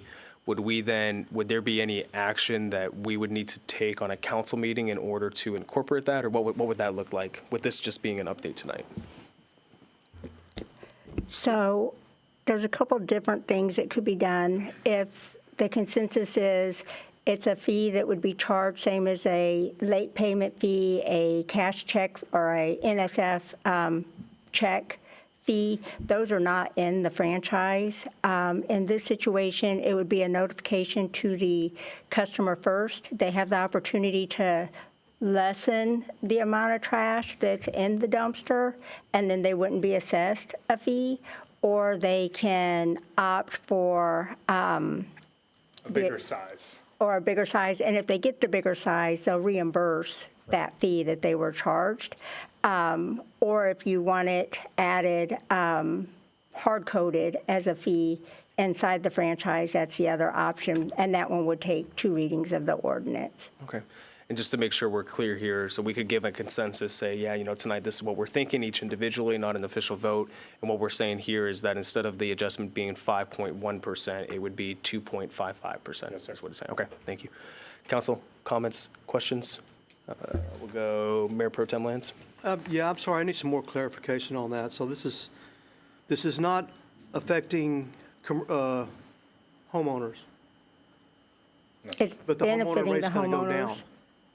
Say what? But the homeowner rate is going to go down instead of the, It won't go down. It won't be as high as it would be scheduled to be. but, so what is it going to increase on the homeowners? It'll be 2.055. Okay, instead of the 5.1. Yes, sir. Okay, so homeowners will go to 2 point something, and so basically, that's good, but now we're targeting commercial users with the big dumpsters. We need to, so there's commercial users that's putting too much in the dumpsters, Yes, sir. okay? And so the next step would be to, like I said, tell them to don't put as much in there, or get a bigger dumpster, or have more. Increase your service. Or have more days of service. Yes, sir. Okay. And then what would be the impact on the commercial user to do that? Again, we ran the numbers. It's maybe 7 to 8 users, to be specific, that are just repeated offenders of this. Sure. And again, they will get the same benefit, the people or the commercial users that are doing what they're supposed to, they'll get the benefit, right? Same as the residents, they would just get 2.055%.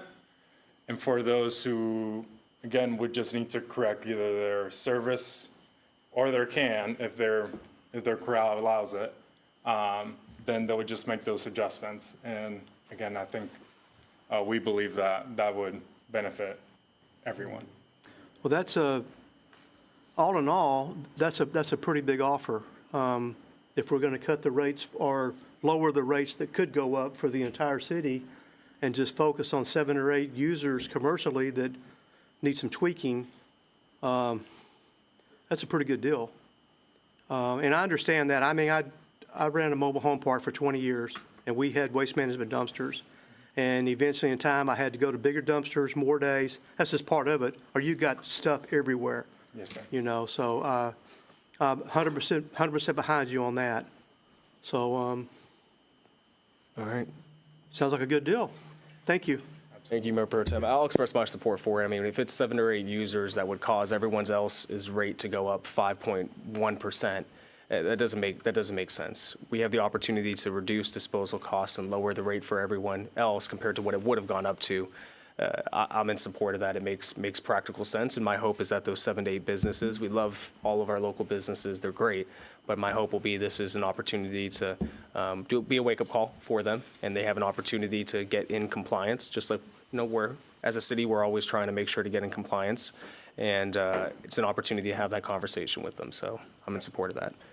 Council, comments, questions? Yeah, I want to commend Waste Connections. This makes the second year that y'all have come to us with a plan and a way not to have to raise the rate completely to what you've come. So I appreciate that y'all are looking out for some of the interest to the city also. So thank you. Absolutely. All right, hearing no more comments and/or questions. Yes. I would echo that. We have, I think I'm the only person sitting up here, we actually have commercial dumpsters. We have 4 of them on our properties, and we've always had a great relationship with you guys. So these 7 or 8 businesses, have they already gotten notice of this, or how would this is going to happen after like this? Yeah, so great question. I think based on the agreement with all of you guys, then we would present the information to you guys if you guys would like. That way you guys can see who are those users. I think roughly if we take into account over the last 12 months, those 7 to 8 users make up 40% of the events. So again, if we can just target those 7 to 8 users, reduces everything to 40%, makes everything cleaner, makes everything nicer, and that's ultimately the goal. Sounds great. Thank you. All right, Council, I'm seeing a lot of head nods, thumbs up. Okay. Tammy, yes, please. I'm sorry, and just to confirm my conversation earlier with Matt, although there's those 7, it wouldn't stop at those 7 for future ones coming in. If they're in violation of it, they'll get a notice first, an opportunity to correct it. If they don't correct it, then it would be a late fee. It will be in their service agreement that they do directly with Waste Connections, same as their other fees listed in their agreement. And then if they either change their service or get a bigger dumpster, it would go back to them, that first charge would. So again, it wouldn't necessarily be limited to those 7. Yes. Absolutely. Thank you, Tammy. All right, gentlemen, appreciate the update. Thank you for being here tonight, and I think you guys got the thumbs up from all of us there. All right, thanks, y'all. Thank you guys so much. Next, agenda item number 4, consideration and possible action to approve. I have to read all this, guys? That's what it looks like? All right, we'll read it. Request to allow an open ditch drainage system pursuant to section 62-146, exception to stormage drainage requirements for Massey Ranch Horizons, being a proposed subdivision located within the E. Little Survey Abstract Number 320, Brazoria County, Texas, being all of a called 10.00 acre tract is recorded in Brazoria County Clerk's File Number 2024032207 of the official public records of Brazoria County, Texas. All right, so you guys know I don't like reading, so I saw that. I was like, oh man, it caught me by surprise. Joes, I believe this one's over to you. What do you have for us tonight, sir? Yes, Mayor and Council. This is a request pertaining to a residential project that we have within the city of Manvel city limits. But it's right at the edge where we have the intersection of Old Chocolate Bayou and Massey Ranch Road. So Massey Ranch Road, it's under county's jurisdiction, but this property is located within our open single-family residential district. The applicant has a 10-acre tract, and they're subdividing it into 7 lots. They've gone through several processes with the city. They've gone through a preliminary plat approval and a final plat approval. And at the time of their drainage plan review, we realized that since this 10 acre is being subdivided and there is an existing open ditch system and they're not making any improvements to it,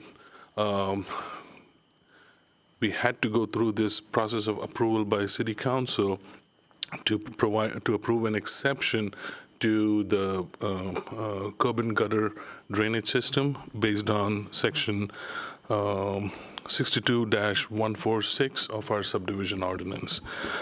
The specific section provides certain criteria, which is like the lot has to be 1 acre lot, the lot width has to be a minimum of 120 feet, and then certain other criteria for the street and the prohibition on flag-shaped lots. So based on all those criteria, this would be an eligible situation for that exception, and we are recommending approval of this request.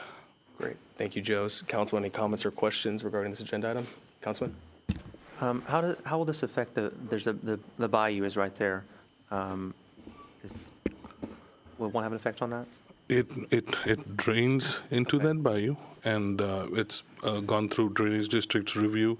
They provide all the necessary easement to drain there, and it shouldn't have any significant impact since we're talking about 10 acre divided into 7 lots, so no significant negative impact. Thank you, Councilman. Any other comments or questions, Council? Mayor Pro Tem? Okay, Joe, I was looking at this map, and the drainage ditch going through, basically through the center of it. So this, I guess I'd call that the south side of the ditch. What is that land going to be used for? That whole thing is part of that lot, and it would be sloped to drain to that drainage channel. So basically, they would build the house on the north side. On the north side. And then all the back in the back is just Backyard. grassland. That is correct. Okay, thank you, Joes. Thank you, Mayor Pro Tem. Any other comments or questions, Council? Hearing none, do I have a motion for this agenda item? I'll second. We have a motion to approve from Councilman Oplager. We have a second from Councilman Albert. All those in favor? All those opposed? Motion passes unanimously 6-0. All right. Mayor, if I could just sort of cherish this moment. You just approved an open ditch subdivision, 1 acre lots. It can be done. We just saw it. It can be done. Now, do we have the applicant here tonight? I should have asked that previously. I did not see her. Okay, haven't seen her. Oh. Well, there we go, Dan. Thank you for that didn't click, because when you think about 10 acres, you don't think of a development in that sense, but it's true. It's 1 acre, it's open ditch. I'm assuming they're doing well in aerobic systems or septics on it, so it's a testament that it can be done. Yep, great. All right, everyone, what we'll do now, council, if you're good with it, we'll go back into the workshop, and we'll have Chief come forward, ask him questions about the police department, go back into the other departments that he has. Council, if you guys are good with that. Hearing none. So, Chief, I'll go back into my questions. Kind of wanted us to focus on 2 areas. There's others that I have, but I'll save that time and route those through the city manager. So looking at what you said your top priorities were, body cameras and equipment, vehicles was number 2, and I know you said we have a few replacement vehicles that are going to need to be purchased. One of the things, and it's not necessarily a question, just more so a comment, and it primarily applies to the police department, public safety, I would say, and public works. For me, I trust you guys and you saying that you need these replacement vehicles, but it would help when, I know speaking from an I statement, get asked questions from the community about why are we replacing these, to have some data that's within the presentations or within the budget to back up why. Showing for these vehicles what their mileage actually is, how many years have they been in service, what their maintenance costs are, and how the maintenance costs outweigh what the replacement cost is going to be.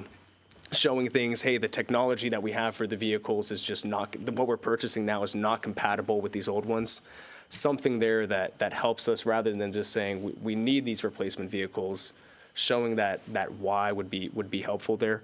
If that's something we could work on over the next few months, that would be greatly appreciated. But the question that I really want to focus in on, hone in on, is regarding salaries. You know, Chief, you had mentioned that's a higher priority for you and your department compared to positions. And I know that, and you alluded to it in the presentation, that our starting pay and our top out pay is to the lower bottom half, but that doesn't include total compensation package. And I know that we offer some amazing benefits. You know, we've wanted to show our police department and all of our city employees that we value them greatly by investing in better benefits, dependent health care, next level, retirement services, medical insurance coverage for after they retire, the investments into the new Keith Traylor Criminal Justice Center. That's because we value our employees. That's not to say that we don't understand the need to provide better pay. But you had mentioned something that we are, knocking on wood, right now we're fully staffed. So it doesn't seem like starting pay is causing right now a recruitment issue if we're fully staffed. And so I'm wondering what your thoughts are as to why the salaries would need to be a higher priority than getting more positions. And the follow-up to that would be, for the salaries, what are you seeing as a percentage increase that you're proposing within the budget? If you could speak to those 2 for me. Okay, to answer the question about the salary, the lower percentage on the start-off pay is, we're fortunate right now that, yes, we are fully staffed, but it took us almost 7 months after last October to get fully staffed. We lost 2 officers in January because of the salaries. It wasn't starting pay, it was because other agencies increased theirs significantly more than what we are now. Now, I agree 100% on the benefits. We do have some of the best benefits around, and we actually use those benefits as our recruiting tool when we bring people in and talk to them in our interview process. We have people that are looking to come here not only for the salaries, but for the culture that the police department is creating now than what it used to be. There's several different things that we're looking at.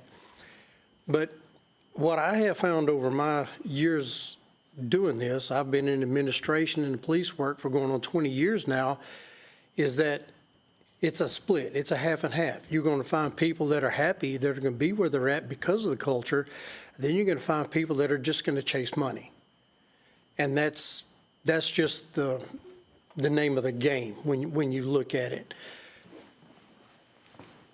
To answer the question about what we're looking at on the percentages, is I went back and looked at some different ways, and I really didn't want to get into this conversation until we started talking salaries, but I actually went back and looked at different ways that we could look at our development program we have in place right now that we developed back in '21. And there is a way we can do that that would benefit for the officers. It's going to take some adjustment in the salaries, but right now, to get through our development program, of course, just as a recap on it, there's certain things, it is a step program, but there are certain things you have to do to actually earn that step. We talked about it back in '21, the step program is one of those programs that you don't want to pay somebody every year a certain step, because then you're going to be paying people for substandard work. So we created the program that they have to earn that next level, which is based off of their physical fitness, which we push very hard at the police department, as a lot of y'all seen with the Murph Challenge that our assistant chief is doing. But we also have our certification level pays, our tenure. All of that combined will allow them to increase through these different steps. Right now, it takes about 12 years to go from the bottom pay starting off to the top pay. Now, what we can do, I haven't really put the numbers down of this, just a thought I had. So that's kind of why I'm kind of hesitant on talking about it. But something that I thought about doing was taking the top level, the first 4 years, reducing the first 4 years, to where it would increase our starting pay, leave our top out, maybe increase our top out to get it to the 75th percentile, which is going to be just, I don't know what the percentage would be, but we're almost at that point. And then we would increase that level of pay, the officers, it would take 8 years to get the top pay instead of 12 years to get the top pay. I think that's another incentive that might help us retain the employees based off of the salaries. I don't know what the numbers are yet. This is something I thought about over the weekend while I was on vacation. Unfortunately, I was still thinking about work, but that's something that we can look at. It's not going to be that much of a cost, but it would also give us that incentive, and it would put us in that 75th percentile that we're trying to get to. I appreciate that, Chief. You answered my question regarding why salaries compared to positions. Positions do improve quality of life, but knowing that the 2 employees left in January because of salaries, that was a good data point there. And I remember those conversations in '21 about the development pay program, and I like where your head's at with it, and I'd love to see practically what it would look like and some of the numbers. I'm sure you would work with Rosie and Manager Dan there, but I think where my head goes with it is, when you put in structure like that, it helps set expectations for the team. And if you hit certain goals, if you hit certain milestones, here's what you can expect. Of course, there's cost of living increases. Inflation's high. We certainly understand that. That's mixed into it. But also giving them something to shoot for and to aim for. I love that. So would be very interested in seeing that as we head into adopting. And what we see every year is every time this happens, and this is what happened to us now, it's a battle between agencies and cities.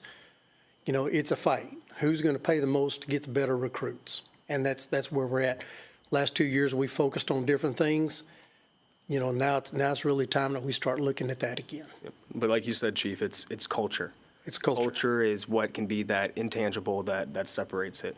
Not many people might know culture when they come, but culture is what helps them stay. When employees feel value, when they feel heard, when trust is built, when they know that if they have an issue, that it gets the attention that it needs, that stands out. And I believe that's been a key reason why we've been able to recruit very experienced officers, because the ones that are here are staying, and they're talking to their friends, they're talking to people that they know, and that's why people want to come. And culture starts at the top. It starts with Manager Dan. It starts with you. It starts with Assistant Chief Michelle. It starts at the top, and it seeps through and it becomes infectious. So thank you for setting the right culture there, Chief. Like I said, I have more questions, but I'll defer those. I'll open it up to the rest of council. See comments, questions. We'll go Councilman Rusty Knox. There was some discussion about body cameras, and I believe that, correct me if I'm wrong, I thought that we were going in for a grant, Jamie, with Yes, we are actually getting a grant, but that's only a part, a very small part, and I believe it's $95,000 for that. And then one other thing, I saw a tactical personnel carrier. Is that the tank that David wanted? It looked like an ambulance, but. It's an armored vehicle. Okay. I just remember that, so that's all I got. Thank you. Thank you, Councilman. Council comments, questions? No? Okay. Hearing none, Chief, let's move on to Fire Marshal's office. Okay, our Fire Marshal's office is responsible for the safeguarding lives, property, and environment through fire prevention, inspection, investigations, and public education. As a key division within public safety, the office plays a proactive role in reducing fire risk, ensuring compliance with fire codes and regulations. The Fire Marshal oversees fire safety inspections for commercial, industrial, and multifamily residential properties to ensure buildings meet local and state fire codes. The office also reviews building plans and fire protection systems for new construction, renovations, ensuring the fire safety is built into every stage of development. In the event of a fire, the Fire Marshal conducts thorough investigations to determine the cause and origin, working closely with law enforcement and other agencies when needed. The accomplishments of the Fire Marshal's offices in last year, we hired a full-time fire inspector, implemented an annual inspection occupancy survey program, collaborated with PD to teach a fire investigation class for Teen Citizen Police Academy, revised Fire Marshal's fee schedule, acquired Bluebeam software to program to conduct electronic plan reviews, increased in-house and external training for staff and leadership. Some of the goals we're looking at for next year, some of them are actually currently happening this year, but some of them for next year. And to finish up this year is to revise the Fire Marshal's fee schedule, acquire Bluebeam software program to conduct electronic plan reviews, increase in-house and external training for staff leadership, continue updating processes and procedures for the Fire Marshal's office, implement ESO properties and inspections, work with city departments to schedule training courses such as fire extinguisher training, CPR, etc. Transfer of records to electronic format, maintain a plan review process, time of 7 to 10 business days or less, maintain an inspection request of 1 to 5 business days or less, continue to work with manual PD and training classes and information, update and revision of design criteria manual, update and revise the city ordinances, maintain in-house and external training for staff and leadership, update Fire Marshal's office webpage. These are the performance measures of the Fire Marshal's office. We went back to 2024 and 2025, and we budgeted and got the actual and budgeted estimated for 26 and 27. These are the numbers that we started back when our Fire Marshal, Shauna, took over. We can go back further, but we decided since she took over, the best thing to do is just to go with the numbers she had. The equipment request for the Fire Marshal's office is a fire extinguisher training system. This is something that we looked at to budget last year. Unfortunately, we didn't have the funding for that. This is something that we're trying to implement as an annual training for staff and our citizens on how to operate and utilize fire extinguishers. The other thing we're looking at is iWork software. That is a software, since we have moved them into a new building that is, they're working out of that building, the software that they'll be using. And I can let Shauna explain it better if y'all have any questions on it. But it'd be more of the documentation based off the permits, because there's specific permitting that they use on the fireworks side, the Fire Marshal side, and some of their documentation and investigations will be based off of that software as well. The position that we're looking at, since we have now moved them into a building of their own, it would be a personnel request, would be an administrative clerk that would basically work in the front office, maintain schedules, assist the Fire Marshal in permitting, and such as that. Their responsibility is to handle the administrative office duties when the Fire Marshals receive and process permits pertaining to the Fire Marshal, receive requests for inspections, distribute plan reviews to the proper personnel, data input, limited plan review, community outreach, tracking required for continuing education.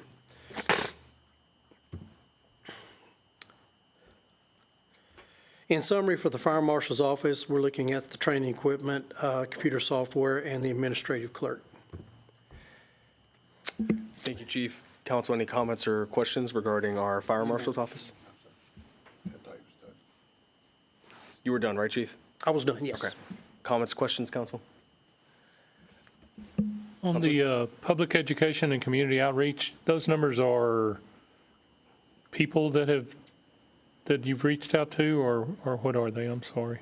That's correct. Those are the people that they have reached out to and that came in contact during their presentations and their public outreach. That's pretty good. Didn't realize those numbers would be that high. Where do you see most of this happening, the public outreach part? One of our Fire Marshal, Ms. Shauna. I'll let Ms. Shauna answer those. No, I think I might be able to answer it for her because she is very active at a lot of community events and does an amazing job there. But I think I knew the answer, but I wanted to have it for the people that might be listening in that don't know. So yes, that would be correct. We are very active in city events right now. The city events that we participate in is going to be the extravaganza. It's the extravaganza that's put on for Easter. This year I was able to team up with Rochelle, and we had a special center that was set up, an adaptive center.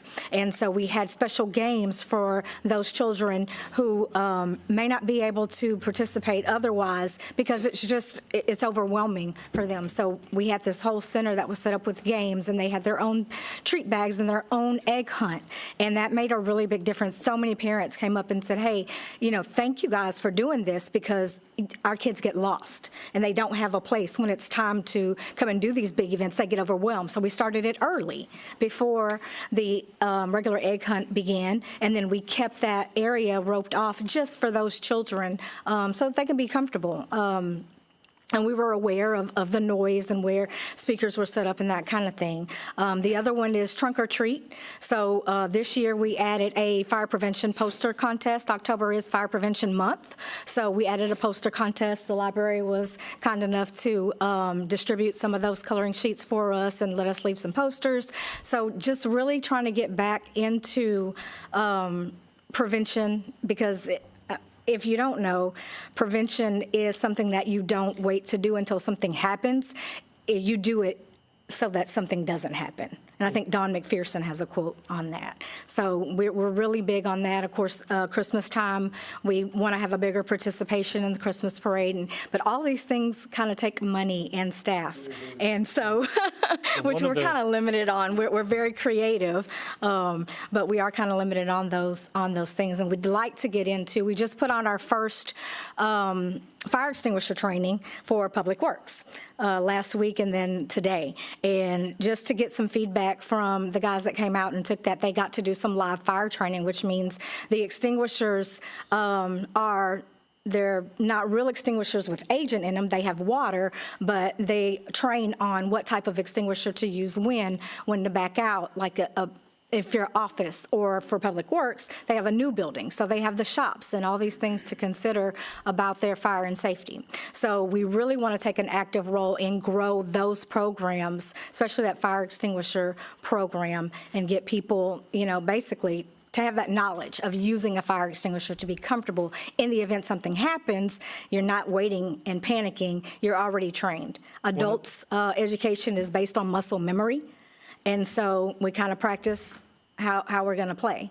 And I really have a big interest on education and getting the public aware of all of these things that we can do training on.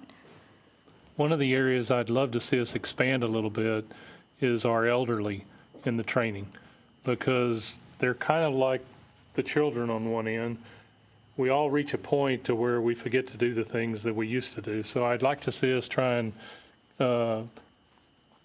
have a place to where they could come or we could go to them. And I know that, gosh, I'm going to forget her name. Officer Carlisi. Yes. she works with some of these people and can identify some of them for us that she sees on a regular basis. So I'd like to see if we can get to the point to where the funds are available and the people are available, that we can kind of bring that into our training also. Absolutely. That is something that we're looking forward to when it comes to the elderly. We're looking at things like slip and fall, using extension cords, just things that we don't normally necessarily pay attention to. Dryer fires. A lot of dryer fires happen because, just like a stove fire, you don't want to leave your dryers unattended. A lot of people don't know these things. They leave home, the dryer's running, especially like with your elderly, and then you come back and there's the fire. It boils down to education. Right. And so also in the summer months, we want to let them know how to hydrate. And if you're outside and you're doing things, these are all just little key points that are going to help. Keeping rugs out of the way, your pets, all these kind of things really help with educating the elderly on better practices for these things. So we too want to. I go to all these events and I did know the answer to the question. I just wanted the public to hear it. Yes, sir. I don't think they hear enough about the job that we do in trying to assist them and provide training for them. And so I commend your department for all that you're doing. Thank you. All right, thank you, Councilman. Council, any other comments or questions? Just one real quick that I have, and thank you guys for all that you do in Chief. One of the things I didn't see listed here, but it is an accomplishment, would be opening up the C.L. McDaniel Fire Marshal's office. You had alluded to that, but that was, there was renovation and some changes that needed to happen inside of that. So good work to both of you guys there. The iWork software, that would, I'm assuming, integrate with MyGov, so we have sending of the data back and forth, and Yes. IT has checked out this software and vetted it out from a cybersecurity standpoint. We hadn't got that far yet, so we started amongst ourselves with finance and with development services just to kind of see where we needed the improvement. Currently, we have a software, it's ESO software. It just doesn't, it's so limited on what we can do. And with the iWork software, it's almost unlimited. And there's a lot of things that it can do that the ESO software cannot. So we're not necessarily purchasing an all-new software. We're purchasing a replacement software that is going to extend the capabilities of what the fire marshal's office can do. Okay, thank you so much. Well, when you go from a $2.6 million ask to a $96,000, it doesn't seem too unreasonable. As Chief said about the grant, it's just a small amount. It's just a small amount, $90,000, just a small amount. It's life safety. What is our lives worth to us? Property conservation. What is your property and your land worth to you? Absolutely. Well, Sean, I appreciate you, appreciate your team. Thank you for all that you guys do. Thank you. All right, Chief. Well, I'm not going to take credit for the building renovation because I told her I was done designing buildings. That was all on her, and she did a fantastic job with it. Absolutely. Next, we have code enforcement. All right, code enforcement. Code enforcement officers are often among the first representatives to meet new residents looking to improve their properties, both residential and commercial. In this role, they have a unique opportunity to communicate with the city's vision and reflect our commitment to professionalism, community pride, and shared responsibility. Code enforcement is one of the most powerful tools local governments have to stabilize and strengthen neighborhoods. By encouraging routine property maintenance and addressing code violations, we not only protect the health and safety of residents, but also promote a higher standard of living across the community. Strategic code enforcement is essential in areas facing challenges such as deferred maintenance, increasing vacancies, or declining property values. Through targeted interventions, we can shift the mindset of property owners, encourage reinvestment, and prevent neglect or abandonment. Vacant properties, substandard housing, and declining neighborhood quality directly impact public health, education outcomes, and community safety. A proactive and coordinated code enforcement program serves as the first line of defense in reversing neighborhood decline and fostering revitalization. Some of the accomplishments that our code enforcement had last year, they were very busy in the health inspection side. Over 100 health license inspections were completed by the City of Manvel Code and Health Department, and 16 temporary health permits issued, 11 mobile food unit permits issued in 2025, five food establishments were inspected for health violation complaints. All 5 complied with local health ordinance. Code enforcement gained compliance in 591 cases, which included the demolition of 6 substandard properties by the property owners, saving taxpayers up to $48,000 in demolition fees. The code officer and code officer supervisor achieved 12 hours of continuing education coursework for 2025, recertifying for Code Officer 2 and 3. Code Officer Gray has also gained recertification in her license in floodplain management, which includes certification in stormwater inspections. Health license training included recertification for both code officers as certified food handlers. The goals for next year, man, we got to make these into the Chiefs version. Public safety. One of the foremost goals of code enforcement to protect health and safety and community includes addressing issues such as unsafe buildings, hazardous materials, and public nuisances that could pose risk to residents. Community standards. Code enforcement aims to uphold community standards by ensuring that properties are maintained according to local regulations. This helps preserve the functional quality in neighborhoods. Compliance with laws. Code enforcement officers work to ensure that residents and businesses comply with municipal codes and regulations. Provide responsive and expedient service to all. Always present a professional attitude and image, conveying respect and sincerity. Offer options, resources, and solutions when initiating enforcement actions. Be open to creative to alternative solutions that are within the law. These are the performance measures for our code enforcement division. It's basically the same format as we've seen in the other performance measures. The equipment that code enforcement has requested, of course, uniforms, training on floodplain manager conference. Catherine goes to this conference every year. This is a specialized training to keep her floodplain manager certification up to date, and miscellaneous equipment that they would use in the field. Personnel request, one of the things we're asking for is a code enforcement officer in training. To become a code enforcement officer, you have to work with a certified code enforcement officer for 1 year before you can apply to get your license as a certified code enforcement officer. So what we're asking for is a code enforcement officer in training, which will provide us with an individual that we can train, and their focus will be more on health inspections and investigations. That would free up our code enforcement officers to work in their in the code enforcement field. Of course, with that, we'd have to get another vehicle for that position as well. And this is the basic summary for our code enforcement officer for the training, equipment, vehicle, and personnel. Thank you, Chief. Council comments or questions regarding code enforcement? We have a question from Councilman Real Oakley. quick, I don't know if you, Chief, over here, just caught my eye, the stop work orders. Mm-hmm. Is that like people building things without permits, or Yes. what is that? That's exactly right. When individuals or contractors, developers, or whoever start building or working on a property without obtaining the proper permits, the code enforcement will go out and they'll issue a stop work order until they obtain their proper permits to continue work. So it looks like they're going down, so that's a good thing. That's a good thing. So it's positive enforcement. That's a good thing. Thank you. So, Chief, I have 2 questions here. Question number 1 is, in the accomplishments, it said that over 100 health license inspections were completed. But when I look here at the performance metrics, I see that the health inspections were only at 55. Is that because we're looking at fiscal year 26 actual, or how do I reconcile those 2 numbers? Would that be that we've done 55 businesses and the 100 could be the re-inspections because they have to be done every 6 months? Yes. Okay. So that's what it is. So basically take that 55, double it. Okay. Yes. Perfect.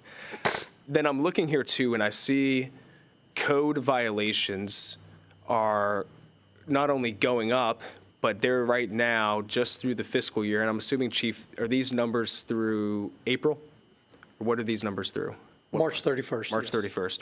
So we're for code violations, we're beating fiscal year 2024 numbers, estimated to more than double at the end of the fiscal year. What would we say is I mean, I'm sure it varies, but are we seeing just because it's a higher population? Are we seeing because? Well, what's the cause of that? now the estimated amount, and the way I determine the estimated amount is I go back and I find the average of the past 7 months, then I just multiply it times 12, and that gives us the estimated amount. Honestly, it doesn't mean in 2026 we're going to have 1,500 complaints. That's just an estimated amount. At the end of 2026, or when we come up to September, we'll actually be able to get an actual number based off of that. So for the let's just focus on what's happened then. So far, we're at 750 actual, which is more than last year by almost double. Yes. And it's already more than the total for fiscal year 24. What are we seeing as the cause for that increase? Council members riding around looking at things. No. Hey, we're doing it. We're doing our jobs. We're doing our jobs. We're getting a lot of code complaints, and a lot of these code violations are based off of, it's a complaint driven, but our code officers are actually out there that are seeing a lot of these complaints. A lot of them have to do with bandit signs. That's code violation. They pick up a bandit sign, they make contact with the owners, and have a discussion with them, basically tell them they can't do that. And if they do it again, usually the citations or court summons is issued to them. That could be one, 2, 3, or 4 a day that they come in. And I know Daniel, he every day he comes in and he makes them run around town finding what he can at the time. But, sometimes, we miss them. But a lot of these complaints are coming in because of the construction that's happening, the different areas that are not being upkept or kept up, the vacant land, vacant properties and such as that. Okay, thank you, Chief. Any other comments or questions here, Council? All right, well, we appreciate our code enforcement team and the way they serve the community. I've always been impressed when I hear that it's not, and I think it's even mentioned here in the accomplishments too. It's not about taking this heavy-handed approach with government, that you guys really want to work with our businesses. You want to train them on the proper ways to do things, that if there is an issue, it's not just, where we're being like the Attorney General's office and we're coming down hard on you guys.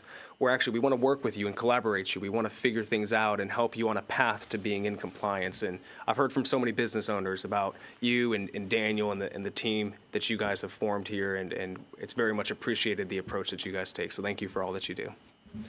The biggest goal for code enforcement is to gain compliance, and they work really hard at gaining compliance. Absolutely. All right, Chief, we'll move on to animal control. Okay, animal control. The Animal Control Department is dedicated to promoting safety, health, and well-being of both the community and its animals. Through proactive enforcement of local animal ordinances, the department works to ensure responsible pet ownership, protect the public from dangerous stray animals, and provide human care for lost, abandoned, or neglected animals. Animal control officers respond to a variety of calls, including stray aggressive animals, animal bites, neglect, cruelty investigations, and nuisance complaints. They also play a key role in educating the public on animal welfare laws, vaccination requirements, spay and neuter programs to reduce overpopulation. In partnership with local shelters, veterinary services, and rescue organizations, the department supports the safe return of lost pets to their owners, promote adoption opportunities for unclaimed animals. Accomplishments, promote and educate the public regarding large animals and to decrease call volume, increased animal reunification, partner with shelters to adopt and rehome animals, reduce the length of time animals remained at the Manvel shelter. The goals, we're looking at prevent at-large or abandoned animals and public health risk, attend more community engagement events, attend more training conferences and networking events. Again, here are the performance measures of our animal control department. Equipment request for animal control is basically the same as what we asked for last year. This equipment wears out over time. We're looking for some more small pet carriers, feral cat traps, slip leashes, a Bakersville muzzle, dog traps, and bite sticks. All right, thank you, Chief. Council, any comments or questions regarding animal control?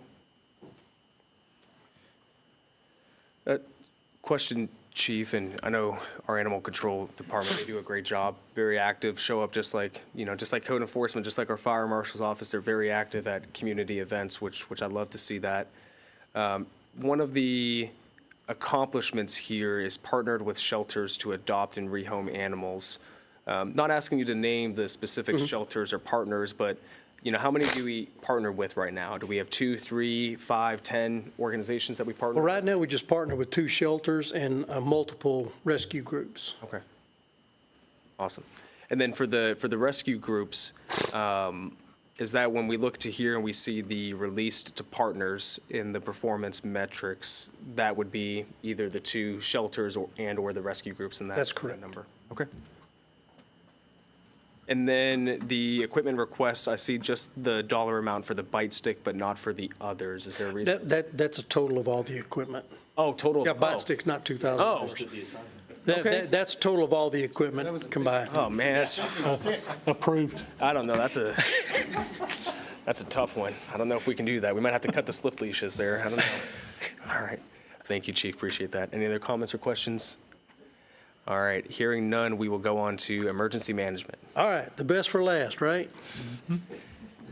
The Department of Emergency Management is responsible for preparing the community for natural and man-made disasters, coordinating response efforts during emergencies, and guiding recovery operations to restore normalcy. The department works proactively to ensure the city is resilient, well-prepared, and capable of responding effectively to any crisis. Through strategic planning, training, and collaboration with local, state, and federal agencies, the department develops and maintains emergency operations plans, conducts drills, and educates the public in preparedness and safety measures. The department also serves as a critical coordination point during emergencies, managing communication between departments, first responders, and community partners to ensure a unified and effective response. The Department of Emergency Management plays a vital role in protecting lives, property, and continuity of essential city services before, during, and after emergencies. The accomplishments, and again, Jamie's only been with us for a year, so she has done a tremendous job on some getting us to a point that I don't think the city has really ever been. Enhance community preparedness, maintain and improve emergency operations, operation plans, strengthen interagency coordination, conduct regular training and exercises, strengthen interagency coordination. Improve disaster response capabilities, develop a resilient recovery framework, promote hazard mitigation planning, expand emergency notification systems. The equipment request that she has asked for are like freeze-dried meals for events and disasters. I think the ones we have now, correct me if I'm wrong, actually expire this year. So we need to look at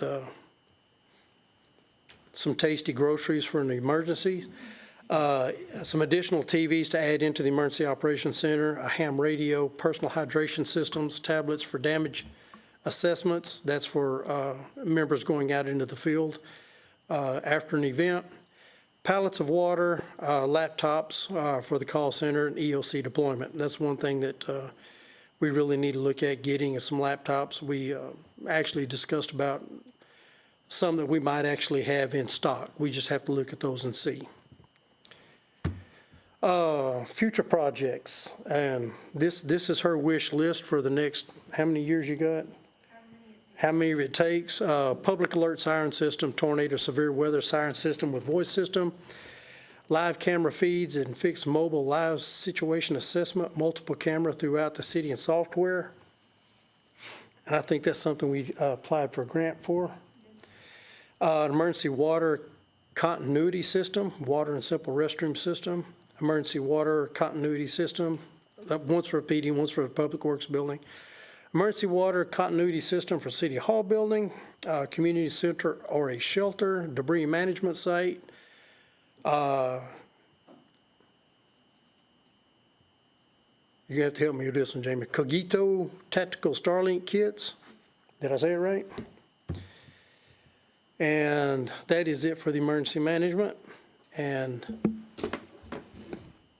have any questions? All right, thank you, Chief. Council, any comments and or questions for emergency management?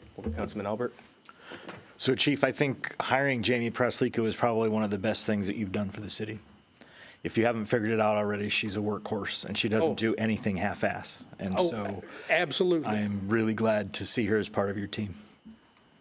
And that's pretty easy ask for what she's asking for. There you go, Chief. Ditto. Any other comments and/or questions? Just a question that I would have here in regards to, and I don't want to dive too much into the future projects, but my understanding is that as many of these as possible, like we're going to try to pursue grants, and Jamie does a fantastic job of making sure to see what's out there, what's available, and then if there's an opportunity to move on one of the grants, maybe there's a local match involved with it, then one of these future projects list could get moved up. But we're really looking to, my understanding, Chief, correct me if I'm wrong, is take a creative approach with these future projects to try to do as many as they can, just with everything in your department, public safety. It's all about keeping public safety top of mind. Is that accurate? That's correct. Okay, great. And some of those futures, is like, we talked about, some of them have already been applied for the grant opportunities. And we're just basically sitting back and seeing where we land with those. Now, Chief, do you see, one other question here, that the Starlink kits, do you see that even expanding to be used within other divisions within your department, police, et cetera, retrofitting our vehicles with Starlink equipment, or primary focus just on emergency management when there's outages? Well, right now, it's the primary focus on emergency management. The PD, we actually have an internet service plus a backup internet service. The Starlink just gives us that third option. We did at one time have a wireless option. I don't think that system is in place anymore. I think it's old technology. So that's the Starlink came into play on that. But as far as, I can't talk about any other department, but as far as my departments, right now, it's just going to be with the emergency management side. Okay. Thank you, Chief. Any other comments or questions, Council? Hearing none, back to you, Chief. And the last slide on the page is the overall summary of every department, each department and their asks. That just rounds everything out into one package. Great. Thank you, Chief. Great job with this overview presentation. I'll say. And with that. Yeah, thank you, slide. I love the visual that you used for this. The Manvel sign right there. I could see the water tower in the back. So it's the small things, but really good job to you and the team. I can't take credit for that either. That was Blake. Okay, all right. I will tell y'all that I had my presentation already done, ready to go. And then all of a sudden, the new format came out, and I had to take everything from the old back onto this one. But I really like the way this looked. It turned out very well.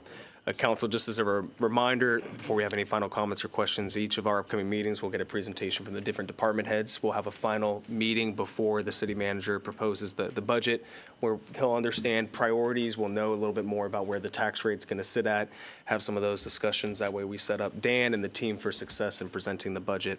But now that we're at the end, the conclusion of Chief's presentation, any final comments and or questions? Chief?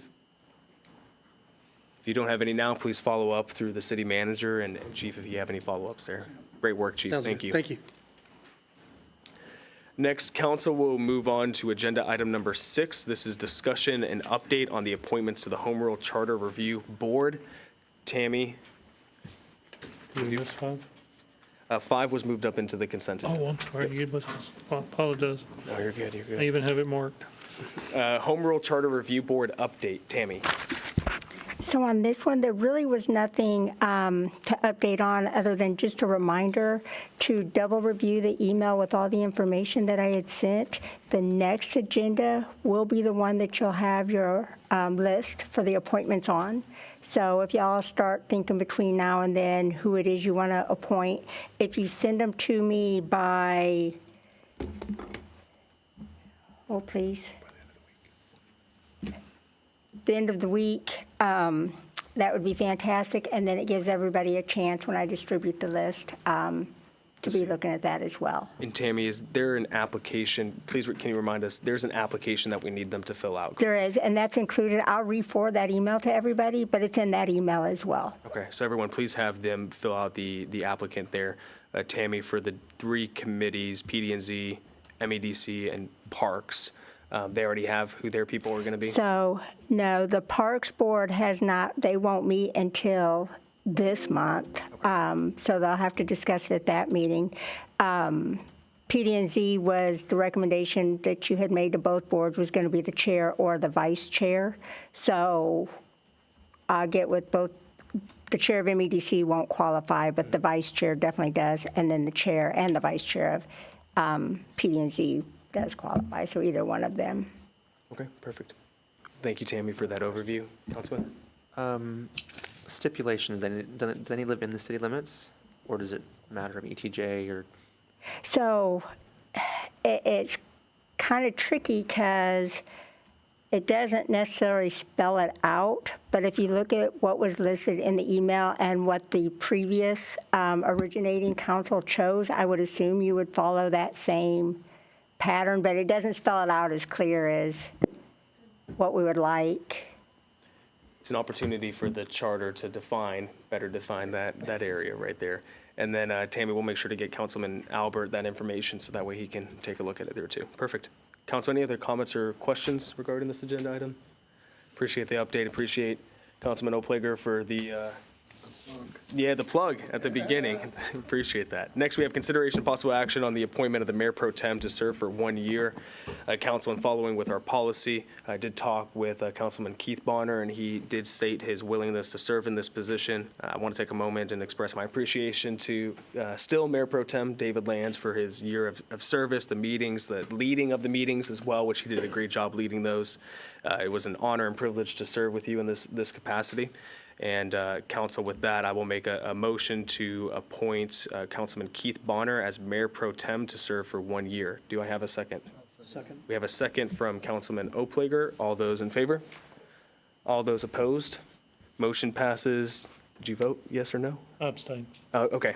Motion passes technically in a 5-1 vote, because an abstention is a no vote. But do you want to change your vote? I'll change my vote. We'll change that vote to a yes. Okay. That's what I thought. So it passes 6-0. All right.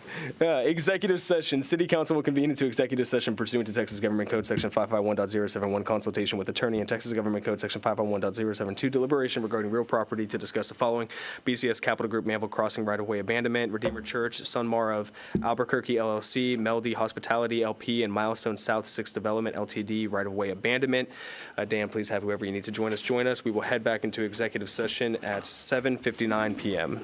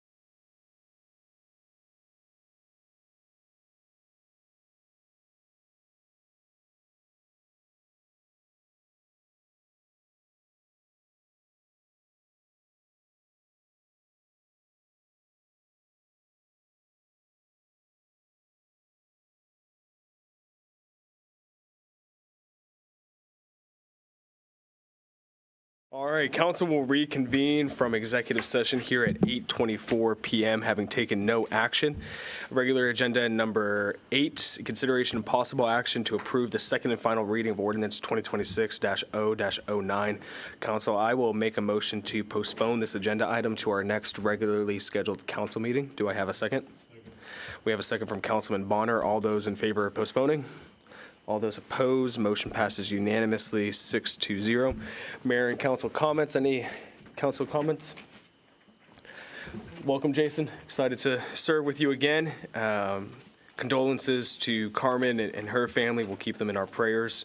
As a reminder, the primary runoffs for both the Republican and Democratic primary are happening. They started today, so make sure to get out there and vote. Also on May 31st, one of our local businesses, Weekly's Shaved Ice, is having their 8-year anniversary celebration. So if you can, please stop by. I know 8 years. When I saw that, I was like, wow. I remember when they opened. Yeah, it's crazy. I remember when there was a house there. When there was a house there, yeah, exactly. So congratulations to the Weeklies on that.